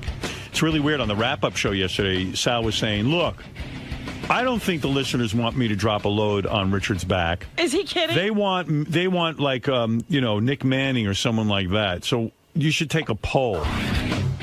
I was surprised that you agreed to actually do this. I didn't agree to shit. When you went into the studio, you didn't agree? No. Well, you didn't say no. I said I have to. Well, I kind of said no. I said I want to think about it. Well, did you hear what Richard said you should do? Because I think I have a way for it to not be gay for you. If you put on the if you put on the My View goggles and watch a porn movie, then you're never really looking at Richard, and it's not gay. Yeah, but it's still me on a video for the rest of my life jacking off on this hillbilly's back. Because you haven't done anything else on a video that you'd worry about for the rest of your life? Yeah, what's the matter? It's the 11th thing on the comp reel. I have, but you know what? I'm trying to wean that down a little bit. That was then, this is now. Exactly. Kind of the show, like Gary says, the show has evolved. The show has evolved. So I'm trying to evolve. Don't evolve on this. This is so good. And you know what? Here's the problem. Look, I'll do anything for the show. You know that I'm the dancing monkey. No pun intended, Gary. But the thing is that why would I think there's a pun intended? No offense, I should say. But the thing is that we do these things. We get a little crazy. The Captain Sack and the ball lick and the taint and all that shit. And then people call in and go, "It's too gay, too gay, too gay." And I listen to the fans. I listen to the people out there. I want to know. This to me is the ultimate act of gayness. I mean, but I think it's all on Richard. I think if you're not looking at Richard, if you got the goggles on, you're watching your granny porn or your piss mops or whatever it is that gets you off, right? And you're not looking at Richard, then I think the gay part's on Richard. Well, here's my question. What I think we should do is we should poll the fans in advance. No. I think what we want. I think we go on Howard's. It's not a democracy. Howard knows what's funny. He doesn't poll the fans. He's got a funny idea, and this is what he'd like to do. I'm the guy stroking my cock on this redneck's ass. And Howard's asking you to do it. Oh, hold on. Well, you're saying poll the fans to see who does it? Is that worse than getting your balls licked? Is that worse than other things that you've done? Hold on. You guys are strong-arming me right now. Let me finish. Yes, you are. You're putting Howard's name into this. Well, because Howard asked you. Howard wasn't looking for a poll. Okay, but calm down. Easy does it. Slow down, boy. What I'm trying to say is that let's put a poll up this time and see if people really want to see this. And if they do, you know what? I'd be happy to, come closer to my decision. Can I be you for a minute? Howard is an yes. entity. He's never asked anybody's opinion. He's always thought about, he knows what's good for the audience. He has these great ideas. Howard never polls the audience to see if they want something. He just does it because he's got an instinct. And his instinct on this is, it's funny. And he wants to see it. He said that.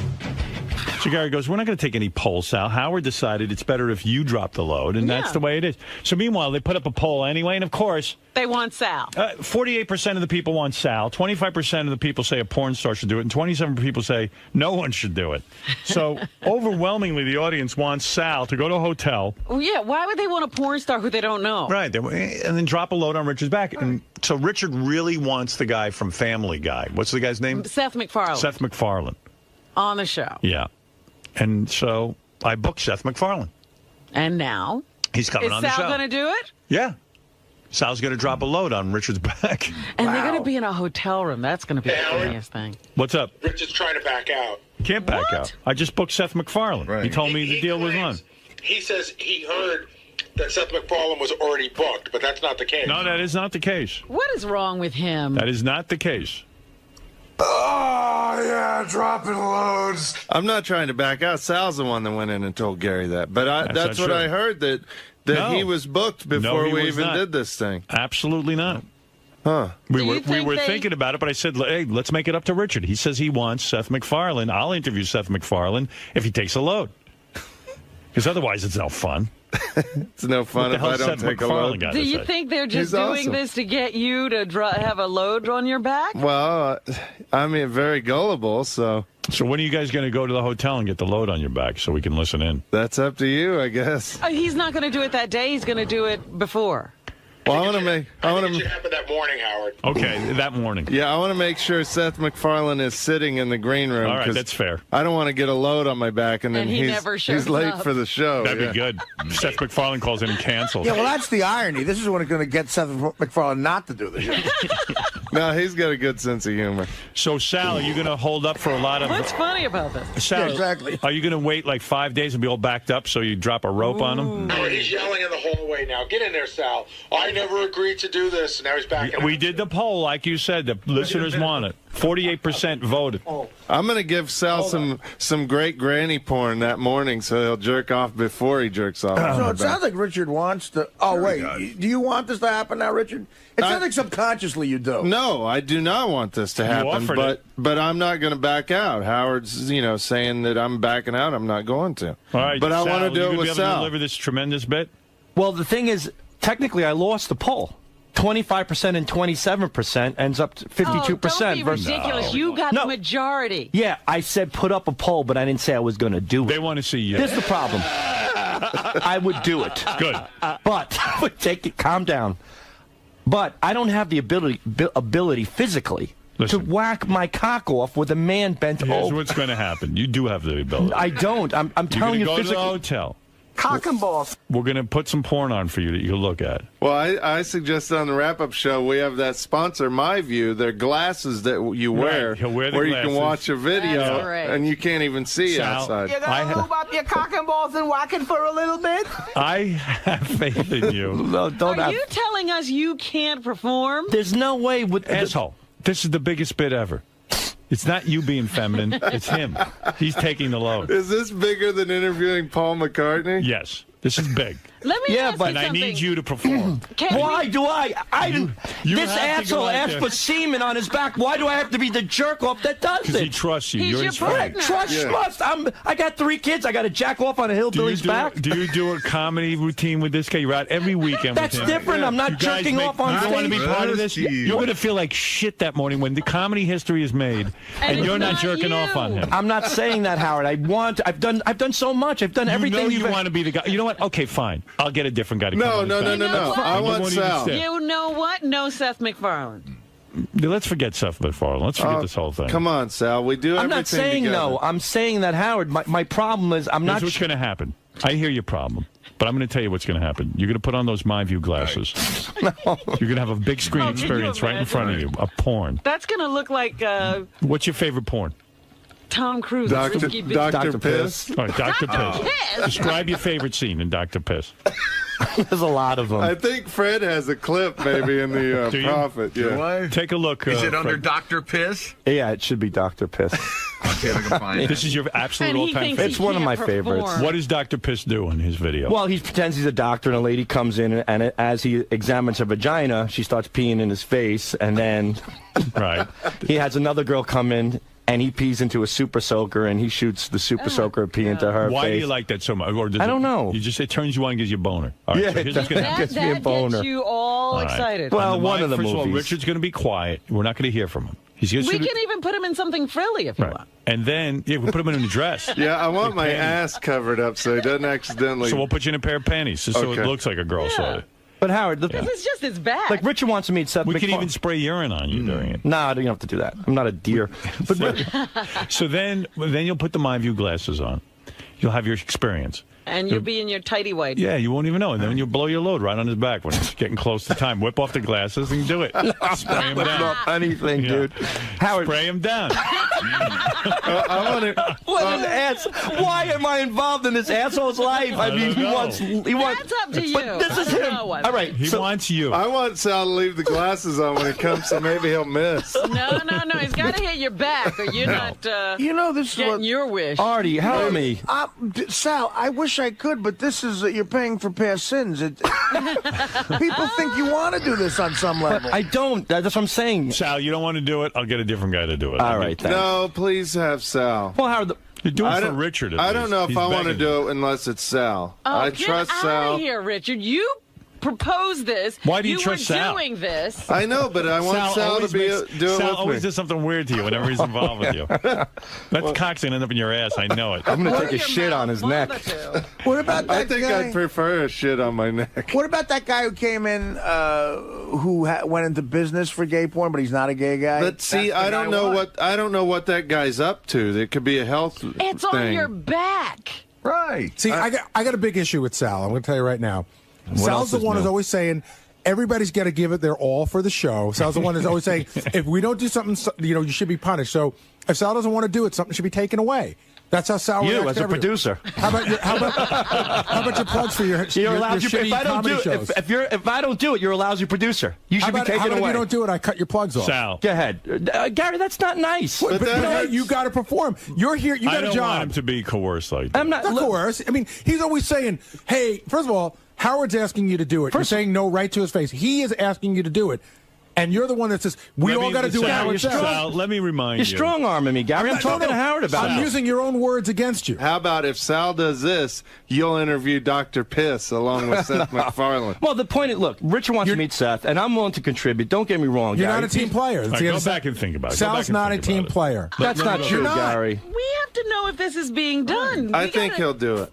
You do? Let me I think think about so. it. Let me Go think back about and it some talk more. it over with Richard. Be on the team. I am, Gary. No, You you're know not. I'm on the team. How Gary, are you on the team? Gary, the things that I've done in the past, I've done everything that's You know what? been You asked haven't of done me. anything like this good in about a good year and a half. We You've haven't done a changed. gay stunt in a You've year and a changed. No, half. you've changed. No, I have not changed You totally at all. have changed. No, I have not. And you're not part of the team. I'm totally part of the team. How? It's something I have to think about. Why don't you do it? Because nobody asked me to. All right, I'm asking you. You know what? You doing it is funnier, and Howard wants you to do it. Not me. And I know if you did it, it would be funny. I'm putting on it'd be bestiality, but it'd be funny. I'm putting on the techno beaver outfit. That's okay? pretty good. Well, you already look like a beaver. That's it's not a far stretch. Sal is not a team player, dude. You know. All right, thank you guys. It would be funny for any guy to do this. Let's face it, but no one's going to do it. I mean, you know. Well, I'm not saying I'm not going to, but I'm definitely going to think about it. Because you're not a team player. All right, go think about it. Whenever we do stunts, it's a Sal and Richard stunt, and I want this to be a Sal and Richard stunt. We're like the gay Laurel and Hardy. Well, yeah. All right, boys, go back and discuss it in your comedy room. And just remember, Seth MacFarlane is like on the list, off the list, on the list, off the list while you guys do this. Seth MacFarlane's fate rests in your hands. I don't give a fuck about Seth MacFarlane. He does. I'm the idiot. I'm the gay dancing bear that has to come in and close the deal so Shitbear can meet Seth MacFarlane. Right. I get nothing out of this except to please you and the show. All right, goodbye. You get to jerk off. That's true. All right, goodbye, boys. All right. I remember when pleasing Howard on the show was enough, so. Right. Yep. Seth doesn't know if he should get on that plane. Seth MacFarlane's very hurt. Yes, Dan, go ahead. You're on the air. Yeah, I want to be the voice of reason. I am your major demographic. I am a young male, Long Island boy, part Italian, pleading with Sal not to do this. You don't want him to do it. He cannot do this. Dude, he's on the borderline of getting kicked out of the club anyway. Right. He does this, he's out. He can't come home anymore. Let's go to Matt. I have Matt. to say, I agree with the kid. Cross the border. Matt, you're on the air. But I'm in Jersey. Yes, Matt. Morning, Howard. Morning. Yeah, I agree with the last call. I don't think Sal should go through with this. I don't know. It sounds kind of intriguing to me. I think Gary would be much more interesting. You want to see Techno Beaver? See, this is probably Sal's friends calling. You want to get Gary in a No, I'm not. Techno Beaver costume. All right, J-Man, you're on the air. Go ahead. Hey now. Hey now. So, I don't know. I just don't think you're listening to the listeners. Because if only 46% want him to do it, then that means the majority of your listeners do not want Sal to do it. No, you didn't hear the poll. No, 25% want a porn star to do it. Right, that means not Sal. And then the other 20-something Only 27% of the people think it shouldn't be done. So 48 and 25 is how much, Robin? Oh, God. That's 13 like, carried to 1.5. 73%. That's want it done. Clear majority. No, that meant the majority want Richard to take a load on his back, but they don't want Sal to do it. Yeah, but we're saying they want the load on the back. The load on the back isn't the question. Yeah. I don't know. I just think Sal can't do it, man. I don't know. All of a sudden, everybody's backing out now. Everyone said it was funny for Richard to take a load on. Well, they're talking more about Sally's people. Richard, I think is still. But it's get Sal, the load. Sal objecting and saying maybe he shouldn't do it. That's calling this into question. It would just be getting done if he would just go along. Well, anyway, maybe we should get off this topic. Garrett, you're being pretty hard on him, man. Fuck him. You know what? He's the first one to run him when somebody won't do some dumbass shit that he wants. You're not on the team. You know, we're all here for Howard. And then all of a sudden, when he finds himself in that position, he's got a double standard. Do you think there's any way we can convince him to do this? I don't think he should do it. No, I think he should do it. If he doesn't want to do it, then he's dropped a couple of notches in my eyes. Guys, what's going on? He's going to do it. Right, buddy? Come on. You'll be looking at Dr. Piss. All I got to do is lay on the ground. Just jerk off that morning so you don't have much load. Yeah, that doesn't. All you got to do is dribble on me. That won't be that big of a deal. All right, we'll see. Gary says you're not a team player. Nah, that's totally wrong. That's ridiculous. That's Gary's way of psychologically stressing me out. No. I'm such a team player. Here's the deal. You're the first person to talk about. You say Lisa's not a team player. Whenever somebody doesn't want to do something that you find funny, they're not a team player. And you say that I'm an asshole, I'm a bad producer. Here you go. If you don't do it, you're fired. Now I'm a great producer. All right, there you go. But how about this? What other office in the world has their boss convincing one of the workers to jerk off on another guy? Right. In the grand scheme, we're just trying to do what's best for the show. Right. But you're trying to get Sal to jerk off on a guy, and that's you're trying to get me to jerk off. He's following you're through. his boss, and you're trying to tell him to jerk off on a guy. I just think it's funny that Sal's got this big double standard. That I don't have a double standard. You do because it's something that I don't want to do. Right, and when we all have a right not to do something now. But when somebody, I've done everything. hold on, when somebody else doesn't want to do something, that's when you tell them they're not a team player. Lisa didn't want. Okay. Not that they're the same thing, but Lisa didn't want to be in your talent show, your newsroom talent show. Right. She didn't want to play the cello. For whatever reason, it's not up for you to decide. Right. She's not a team player. Lisa never does anything I want. This is bullshit. You should get rid of her. You said a bunch of. All right, she should be fired. I didn't say she should be fired. You should say we shouldn't let Lisa be on the air anymore and reap the good benefits. No, this is you. But there are things that we all don't want to do. Okay, you know, Gary, she didn't want to do that. You made me see the light. From now on, I'll never say that nobody's not a team player. That's what else can I tell you? That's another lie. Okay. No, it isn't. It is.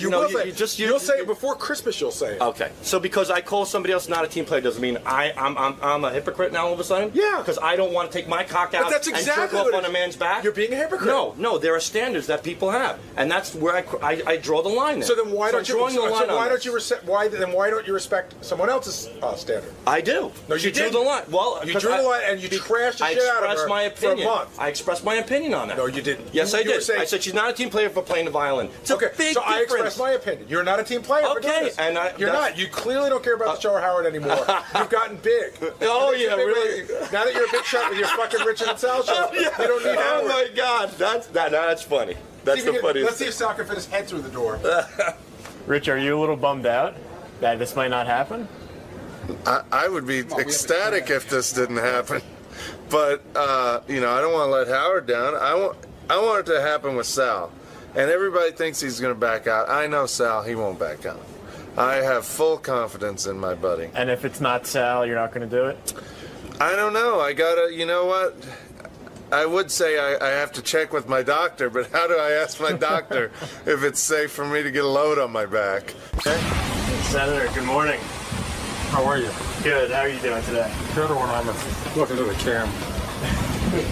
So, you excited to be back on the show today? Excited to come back on the show? Yeah. What are you going to be talking about with Howard? Politics? Oh, I said think about 20 minutes. What's that?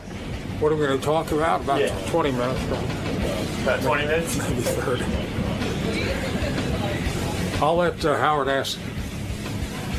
I'll let him ask the questions, since I know he likes to run his show. What do you think he's going to want to talk about with you? Oh, he'll want to talk about Obama. He'll want to talk about my primary race. He'll want to talk about what trouble I got in voting for the stimulus. He'll want to talk about card check and changing the baseline on union representation. He'll want to talk about sex. He'll want to talk about girls. He'll want to talk about anything that comes into his mind, which is a broad horizon. And you're ready for it all, right? Yes, sir. All right, we'll see you in there. I've been on the show before. I know what to expect. Senator Arlen Specter is here, a United States Senator. How often do we see one of those around here? Because we have questions, too. Just because we're idiots doesn't mean we can't ask political questions. We know what we want to ask. Just because we're a little dopey doesn't mean we don't have something to say. Hey, look, we are the electorate. It's not smart people. We represent the majority of people in the United States. We represent the... There's my senator. There you go. Looking good. How are you, Senator? An honor to have you here once again. Let me clean my hands. Great pleasure. Hi. Don't shake the senator's Senator, hands with dirty how are you? hands. Senator, when you are a senator, do you have to always wear the American flag pin? A lot of guys, I feel pressured into it. You have to wear it. It's almost like a prerequisite. When did that start? Because it wasn't always. The answer is no. Right. But I've been wearing it since 9/11. Excellent. We're at war, and I think it's a good thing to wear. I have the option of wearing my Senate button or the American flag. Wear the flag. I prize the American flag more highly than my Senate button. You can tell that from my voting record. We have a million questions for you because we were talking. We don't know much about politics. We're not. We represent the American people. We don't know anything. Come on, Howard. I've been on the show before. We don't know a lot. But how is your health and how are you feeling, first of all? I'm delighted to say my health is excellent. Yes. I've had a couple of bouts with chemotherapy. Again, since I last saw you? Well, yeah. I had a recurrence of Hodgkin's last year. And got through chemotherapy. Was it hell? Yes. And yet you went to work every day. That's right. It was easier to go to work every day than to sit home and feel sorry for myself. Let me ask you. The hard part, Howard. Yes. Was when I got bald and I was on TV a lot with a confirmation hearing of Chief Justice Roberts and Justice Alito, and I started to get more fan mail or more mail about my hairstyling and public policy. People wrote me and said I should shave my head and become a sex symbol. But I didn't do that for two reasons, Howard. One, my wife was opposed, and with a reason like that, I didn't need another. But secondly, I wasn't qualified. Isn't it frustrating, though, sometimes, you know, we're joking around, but isn't it frustrating that sometimes people are more caught up in whether or not what your hairstyle is as opposed to anything you might believe politically? Well, frustrating in a sense, but your health brings up a lot of sympathy.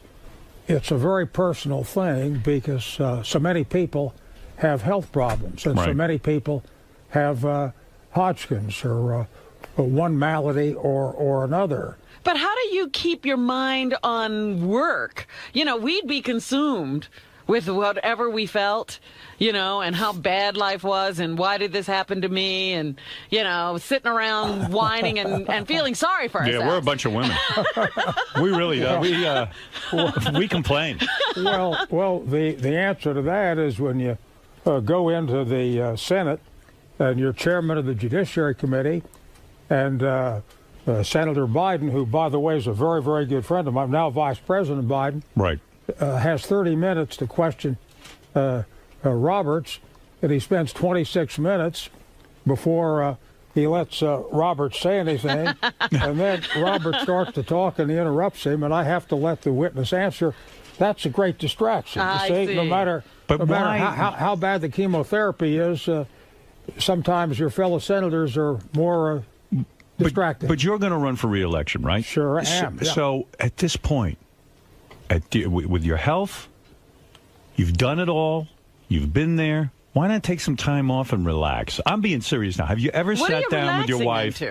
Well, yeah. Well, I am taking time off. Here I am, Howard. I'm relaxing. You're here. You call this relaxing? This is relaxing? For the whole hour. Wow. I'll tell you why I'm running, Howard. Give you a serious answer, and that is that there are a lot of problems. Yeah. You take a look at what's happening today with nuclear weapons. Right. This maniac over in North Korea. Okay, and you got Iran. You got some in Iran, and I've got grandchildren. Right. And I've been in the Senate now.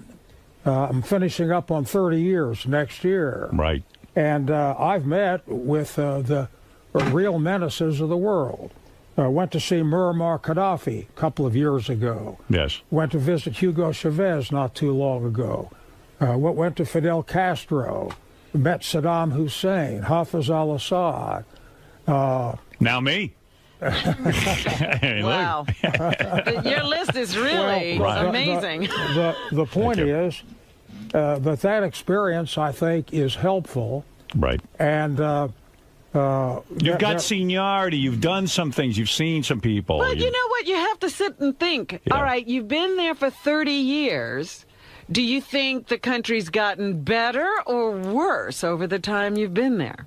I think that it's still on the upward climb. You do. You're optimistic. Notwithstanding all the problems, I'm very bullish on the future of America. Now, you voted, and I admire you for this. You were one of the few Republicans that crossed over and voted for the president.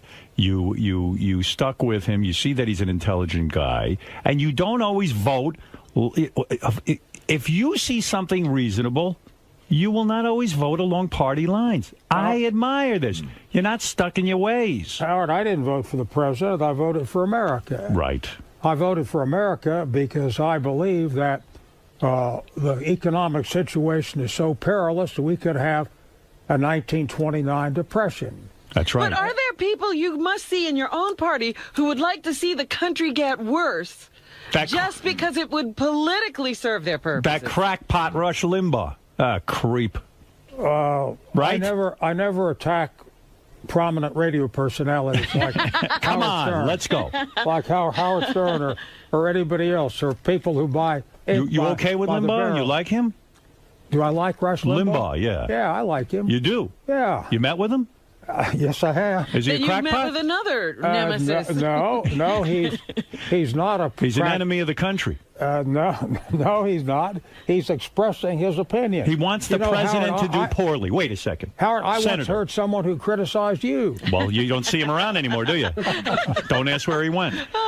Senator, wait a second. In all seriousness, he wants the president to do poorly? Listen, I never voted for Bush, but I always wanted to see him do well. I'm an American. I want my president to be successful.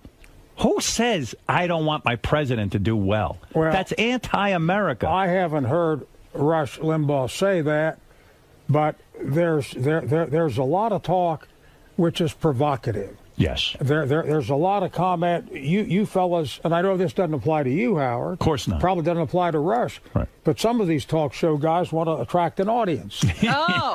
I don't want to do that. Is that what they're up to? The more provocative, the more That's audience, true. the more ratings, the more money. See but we are it Americans. Wouldn't be good, like in the Senate, where people are saying, you know what?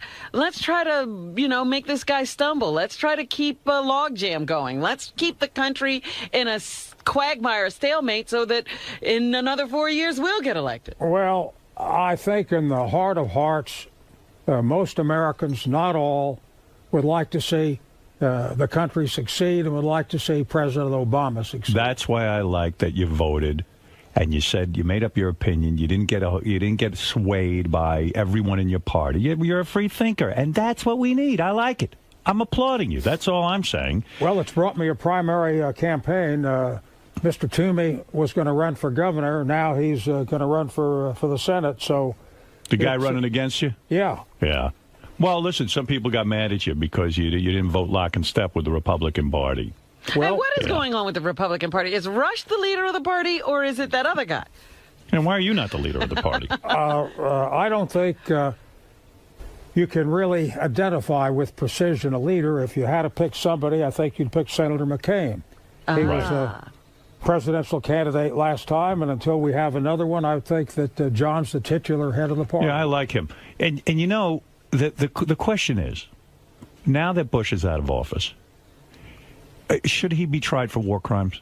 Do you think that President Bush knew that there were no weapons of mass destruction? I happen to believe he knew that there were no weapons. I think it was pushed on the Senate. It was pushed on the Congress, on the American people. We were lied to. What was going on there? Do you feel, as a senator, you were given erroneous information?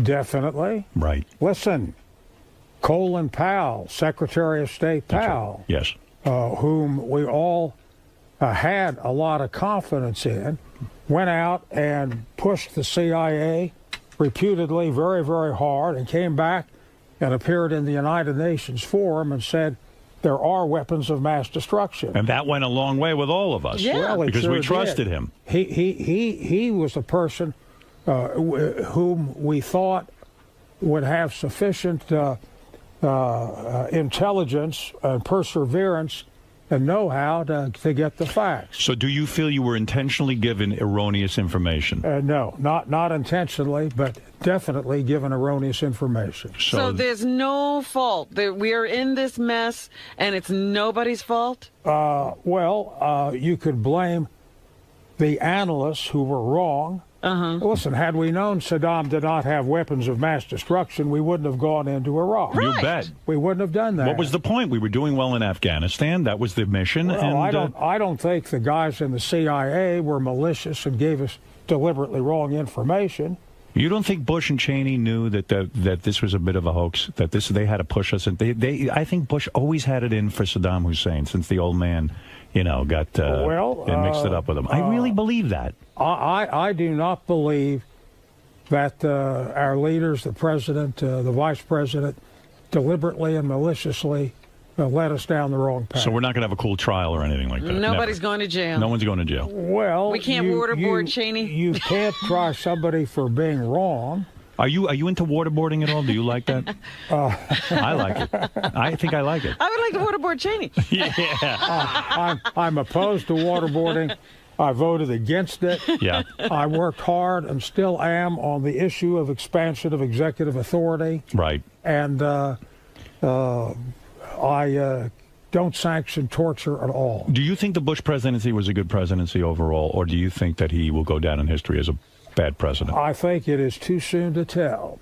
Remember that when Truman left the White House, he was considered a colossal failure. Now he's considered one of the best greats. presidents. When Gerald Ford pardoned Richard Nixon, it cost him the election. And I think he was one of the best presidents. Well, and now... And that was a great decision. Now they say it was a good decision. That is viewed as a great act. That's true. In American history. So you think Bush might, in history, go down as a great what president? would the legacy be? Well, what did he do? He has the potential, if Iraq turns into a democracy, right? If Afghanistan can be saved as a democracy, that will be an enormous accomplishment. It's true. But he wouldn't have done it. He would have just created the situation where we had to go into these places. No, President Bush always articulated an idea of spreading democracy. And if you spread democracy to countries like Iraq and Afghanistan, it'd be a gigantic achievement. Well, they can build monuments to him. When you met privately with him, did you find him to be an intelligent guy? Or do you think, absolutely. Do you think Cheney was pulling the strings there? Oh, no. No way. No, absolutely. I had a situation once where we were creating legislation on the Director of National Intelligence, and I wanted the guy to have control over all the intelligence agencies, and I wanted to put language in of direct, and it was at the end of the term in October, about to break, and they sent Tom Ridge, who was the head guy on Homeland Security, right. And I wouldn't budge. Cheney called me up, and I wouldn't budge, and I said, well, if you tell me that the president will back this up when we come back, I'll relent and support the bill. And Vice President Cheney said to me, I can't speak for the president, Senator.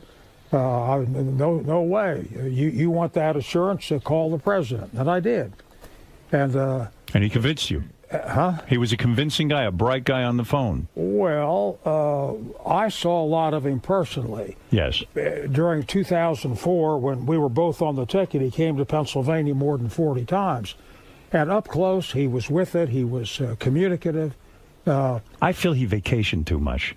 He took too many vacations. I was going to say, what about his work ethic? I never thought he was into the job. I know Ronald Reagan had a relaxed. Could you find him in the office? I know that Ronald Reagan had a relaxed viewpoint. He took that Camp David. They got to get rid of that Camp David. You agree? I agree. It's got to be gone. Did he agree? Absolutely not. Wait a second. He needs to talk. What, are you kidding me? These guys get seduced by this Camp David. When you finally get to be president, if you had the chance to be president, you're going to go to Camp David, or you're going to get into the job? At least get into the job. Enough with Camp David. That red telephone follows him everywhere. Listen. Yeah. In the time George Bush was in office, he turned gray. He did. Howard, I've known you for more than a decade, and you haven't turned gray at all. I have a few grays. Believe me. You work around here, you'll get some gray. I'm about 15 feet from you, or 12 feet. I have a couple, and I don't dye this hair. This is all natural. Well, okay, if you have a couple, George Bush has a head full. He does. So maybe you haven't been on the job, Howard. Yeah, well, I have. I've been right here. You know, it's a. Where's your red telephone, Howard? It's here. It's here. Listen to me. When you're a senator, is it a very cool thing? I heard the cafeteria is unbelievable. Like, unbelievable food. Great stuff. And also, the other thing I want to know, is it very cool? Like, do they come and brief you every day and give you top secret stuff that no one knows? I mean, are you sitting here right now and know stuff that we don't know? Yeah, I do, but it'll be in the Washington Post tomorrow morning. Is that true? Yeah. Is nothing a secret in Washington? Virtually nothing. Who leaks this Very stuff? little Wait a is minute. kept secret. You think the president doesn't know things that we don't know? Come on, somebody's got to have secrets. Of course the president knows things that we don't know. When I was chairman of the Intelligence Committee in the 104th Congress, 1995 and 1996, and I had access to a lot of CIA information, I found that the director of the CIA did not know things that were being kept from him. Wow. Yes, sir. Wow. That's a fact. So right now you're sitting here. You maybe. When was the last time you were briefed on important matters of the country? 10 days ago. So you learned some things in that meeting, right? Well, I did, and I read about it in the Post the next morning. You did everything, or do you know something right Who's now the leak? that's so cool? I mean, that's so wild, but we can't know about it. No. You do not? No. You would tell me, wouldn't you? No. You would not? If I knew something that fit that description, I would not tell you. Listen. But I wouldn't tell you that I didn't know if I did know. Interesting. Carly Simon was here. She told me who You're So Vain was about, the song. You could certainly tell me a few things that are cool, and I won't leak it. I promise you. Well, he'll tell you who the song is about if you tell him it's That's right. Actually, Howard will forget Howard will forget what you say to him. That's true, too. I forgot who You're So Vain is about. I can't even mean it. Gay marriage. Are we for it or against it? I'm for it. I don't care who gets married to who. Let's get this off the table. I think, listen, I know sometimes in politics you got to say what these, kooks all, they're all sitting and worry. I think two guys getting married, I don't care. I don't care. Let them be married. What do you think? I believe that gays ought to have all of the rights to health care, immigration, but the act of marriage I would reserve for a man and a woman. Really? Do you feel pressure to say that? I mean, secretly, do you lay down at night and go, you know what, I don't give a rat's ass, but I got to say this because these religious kooks won't vote me back in? Well, I believe that the institution of marriage is different. We had it come up in the Senate. The vote was, as I recollect, 86-14 in favor of not a gay marriage, but civil union. But most of the people of the 84 who voted that way said health benefits, yes. I had a question. I was at Muhlenberg College last Friday, right, and a woman said that a gay couple couldn't get immigration in. Would I look into that? And I said, yeah. I think a gay couple ought to have the same rights to bring somebody through on immigration. Yeah, why not? Who cares? Wait a minute. Here's the deal, because civil union doesn't work. When gay couples wind up in a situation where one of them is hospitalized or is incapable of conducting their own affairs at a certain point, the other party is kept away from them if they're in that situation where only family members can come in. Well, that can be handled by authorization and the power of attorney. Yeah, but, sometimes people don't think of these things. And a married couple, they just walk right through. What about adoption? Well, yeah, but then, again, sometimes people don't have the money for these lawyers. If you can just get married, you can walk through. Hey, never mind that. How you doing with your investigation of the New England Patriots? Anything going on there? The New England Patriots? That's right. Let me come back to your point on the gays. We could legislate, pass laws to give gay couples all the rights of married couples, so that they could get into the hospital and they wouldn't have to have lawyers. Yeah, but that's going to go point by point by point when marriage would just take care of all of it. Well, no, you could pass a law. This is a state matter. This is not a federal matter. Marriage, divorce, family matters are handled by the states. The state could pass a law that a gay marriage will entitle them to all of the benefits of a heterosexual marriage. But on to the New England Patriots. Right. Because we got to get them in line.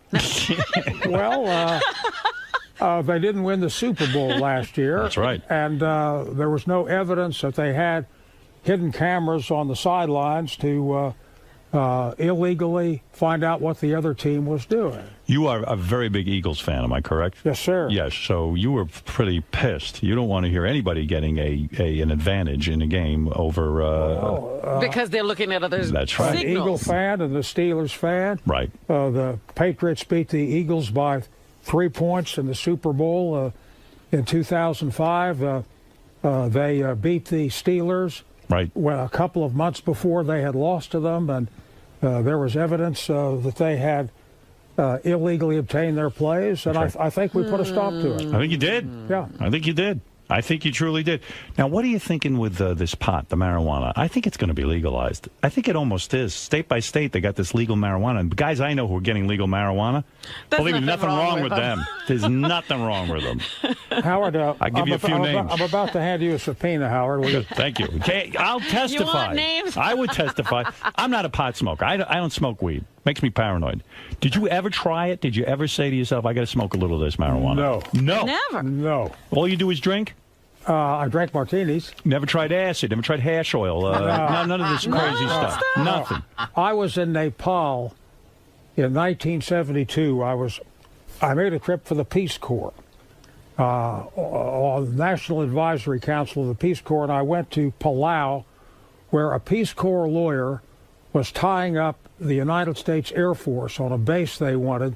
He was advising Palau on their constitution. Right. And I went to Palau to try to mediate the dispute. And I said to this general, General, I'm the DA of Philadelphia. He didn't like the fact that this lawyer being paid by the United States was harming what he thought was national defense. I said, listen, I prosecute murderers, and they're defended by lawyers who are paid by the state. And a lawyer is supposed to represent his client and not represent the United States when the client has contradictory interests. Right. And I solved the problem. The general let him go. Now, the point, coming back to your point, I was in Nepal en route, and pot was legal. Go ahead. I think you're ready to admit something. And we're sitting around a campfire, Right. all the Peace Corps volunteers, and they were smoking marijuana. And here was a chance to smoke marijuana legally. Now, I'm surprised. And I turned it down. Why? Because I don't want to submit my body to a temptation which I might not be able to control. And you don't have a secret family in Nepal? Nothing crazy happened there where you took up with a woman and there's no specters running around in Nepal? No, I had my wife with me. No, you did. She's in the outer. And she didn't try the today. marijuana? I'm surprised. No. Could have spiced up a little of the marriage? You never know. I mean, who knows what Our might happen. marriage is so spicy. Is it? So spicy. Still is you good. couldn't up the spice content. Are you serious? Well, you were going to ask about the Obamas. No. You think the Obamas are spicy? They present like they're doing it every night. You made a comment about how spicy Joan was when she was here about a decade ago. That's true. Do I think the Obamas have a spicy marriage? Yes. Yes, sir. You do. You get that feeling. Well, I've met Michelle, Mighty Michelle, on a couple of occasions. Yes. We were attractive woman. We were We were invited to the Super Bowl party. Yes. The congressional delegations of the Pennsylvania with the Steelers and Arizona. We met him in Philadelphia. They came through earlier after he was elected. And when you see him walk into the helicopter holding hands, I think it's for real. You think it's genuine. Sometimes it's put on for show. The Clintons sometimes walked around holding hands, and you question what the hell. Well, he was trying to keep Hillary from hitting him. I never saw the Clintons holding hands. Yeah, right.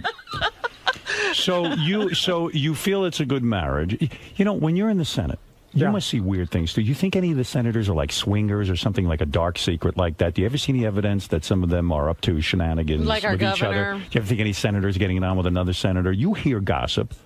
Yeah, I've seen the way they vote, that I don't like. But wait a minute. During all those hearings with, about Bill Clinton's escapades with Monica Lewinsky, there were a lot of guys who had their mistresses in the audience. That's true.